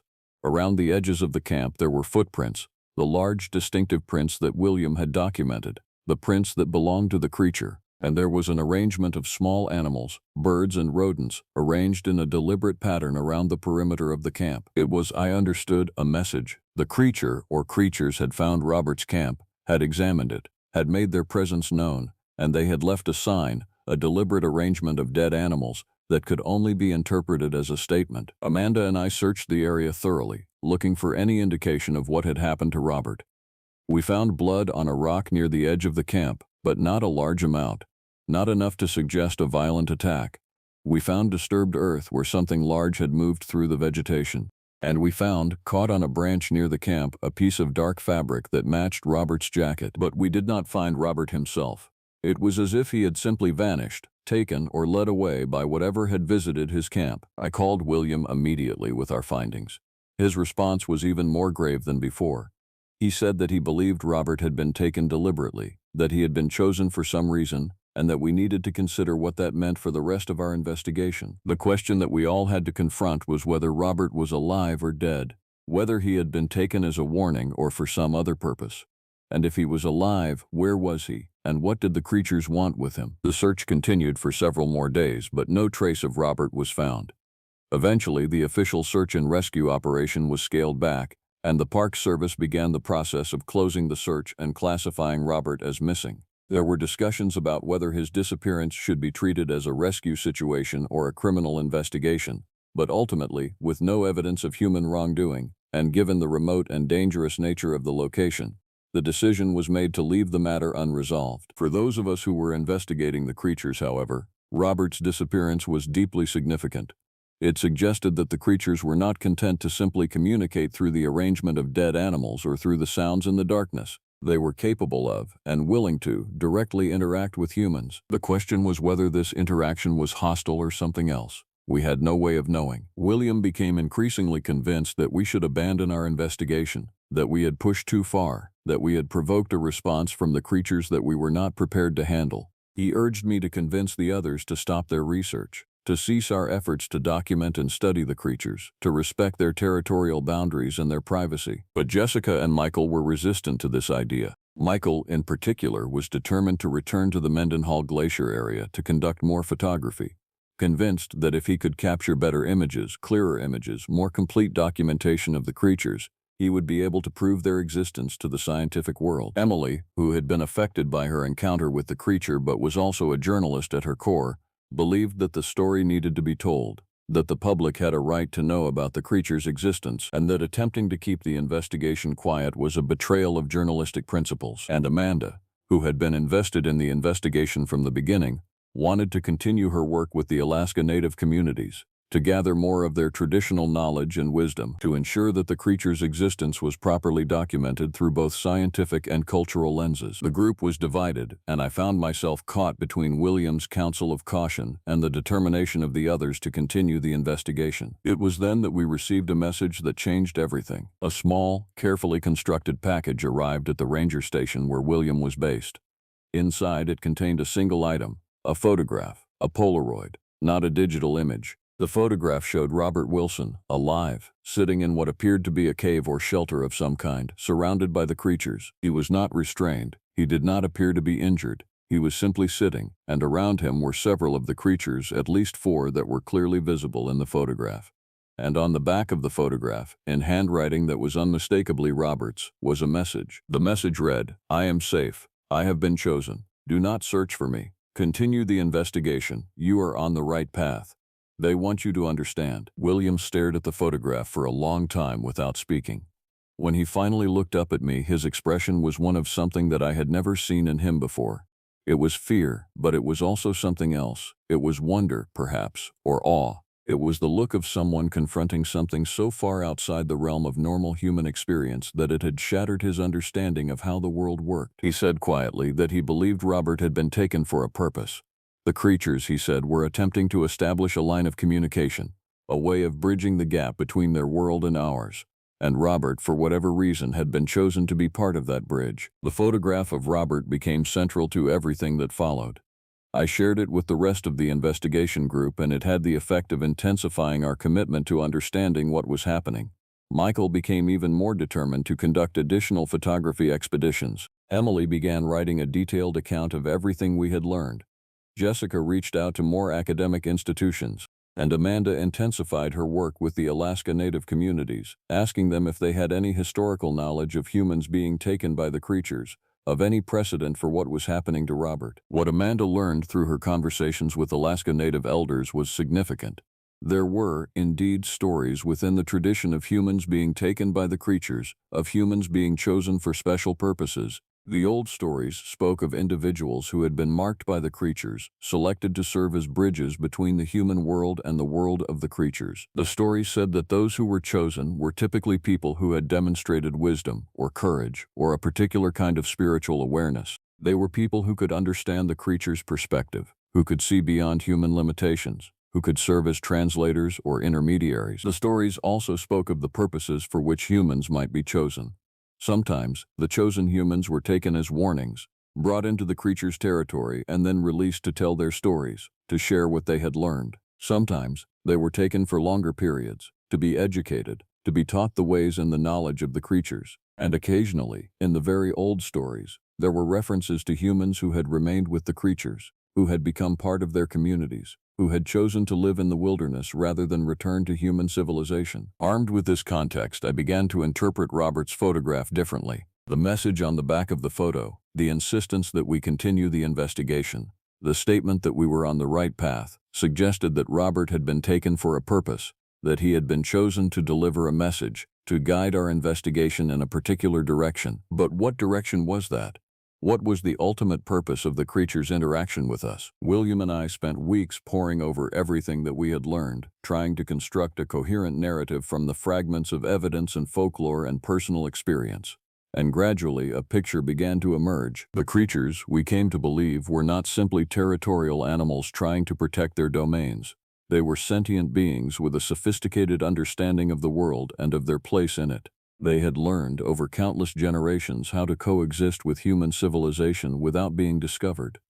They had established communities in the most remote and isolated areas of Alaska, places where human intrusion was minimal. And now, they seemed to have made a decision. They seemed to have decided that it was time to establish contact, time to reveal their existence, time to open a line of communication with humanity. They had chosen to do this not through violence or aggression, but through carefully orchestrated displays of intelligence and coordination, through the arrangement of dead animals that demonstrated their understanding of human symbolism and meaning, through the capture of human attention and the guidance of human investigation in specific directions. And they had chosen Robert to be their representative, their translator, their messenger between the two worlds. I found myself thinking about what this meant, about the implications of what was happening.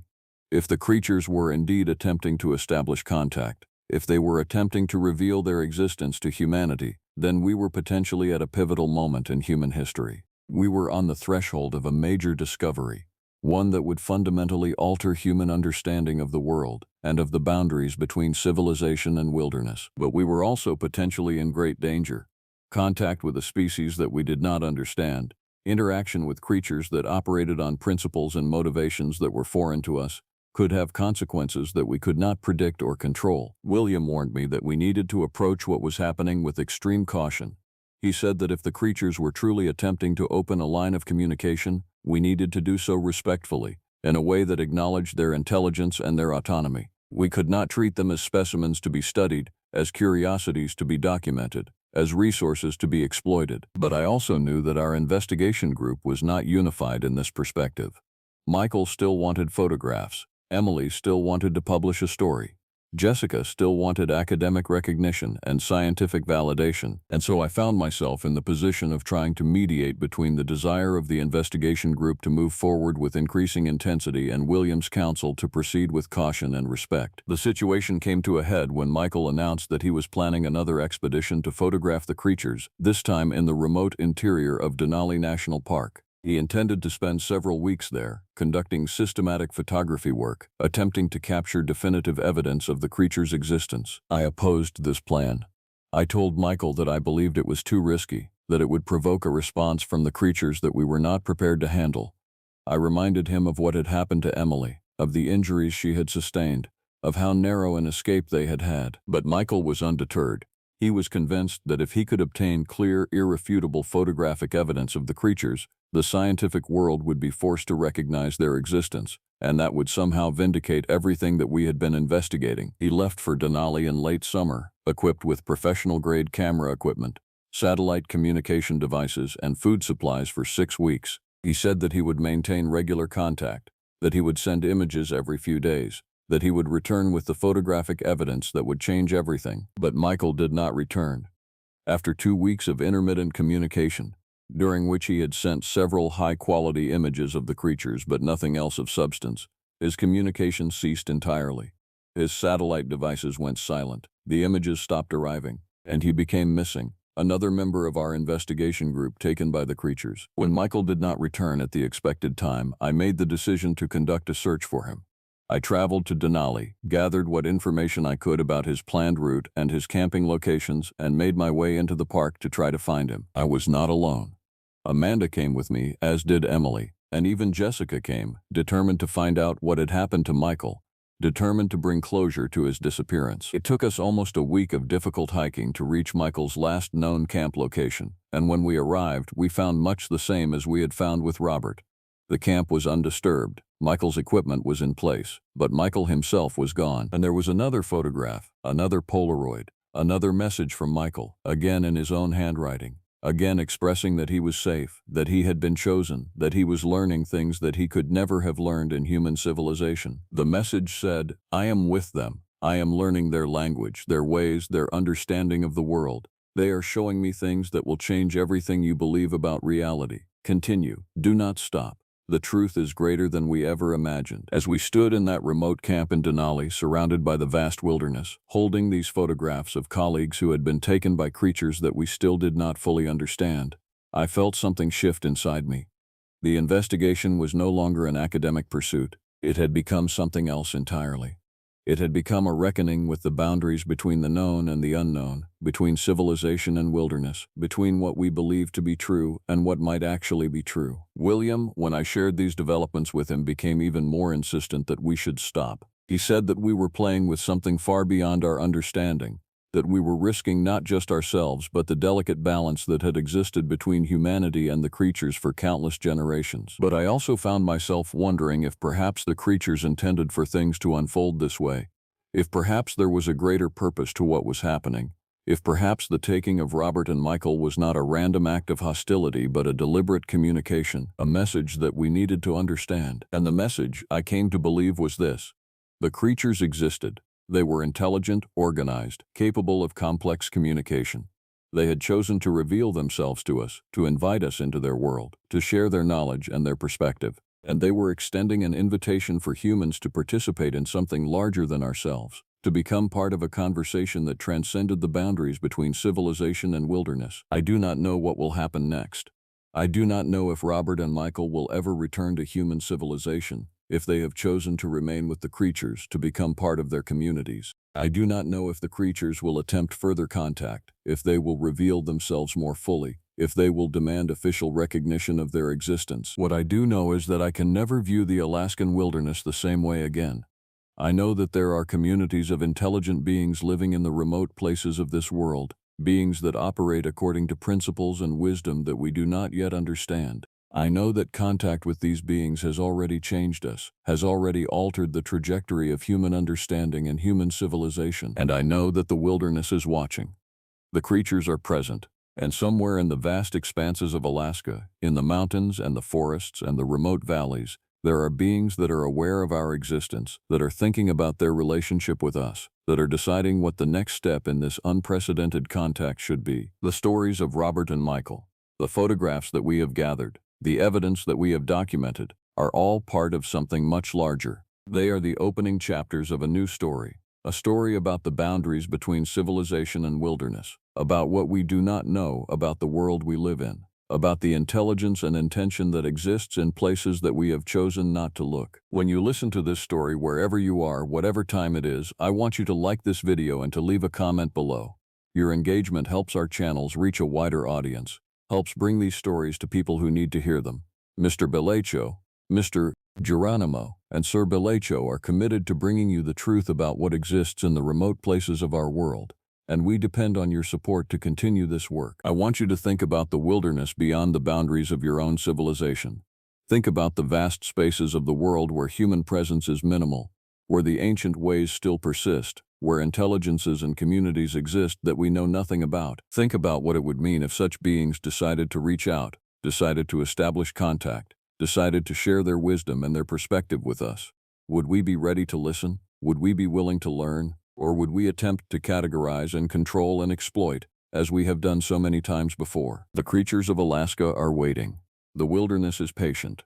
And somewhere out there in the land of glaciers and mountains and endless forests, beings that we do not understand are thinking about their next move, deciding whether to reveal themselves further, whether to invite more humans into their domain, whether to continue this experiment in interspecies communication. This has been my account of what happened in the Alaskan wilderness, the truth as I have come to understand it through months of investigation and contemplation.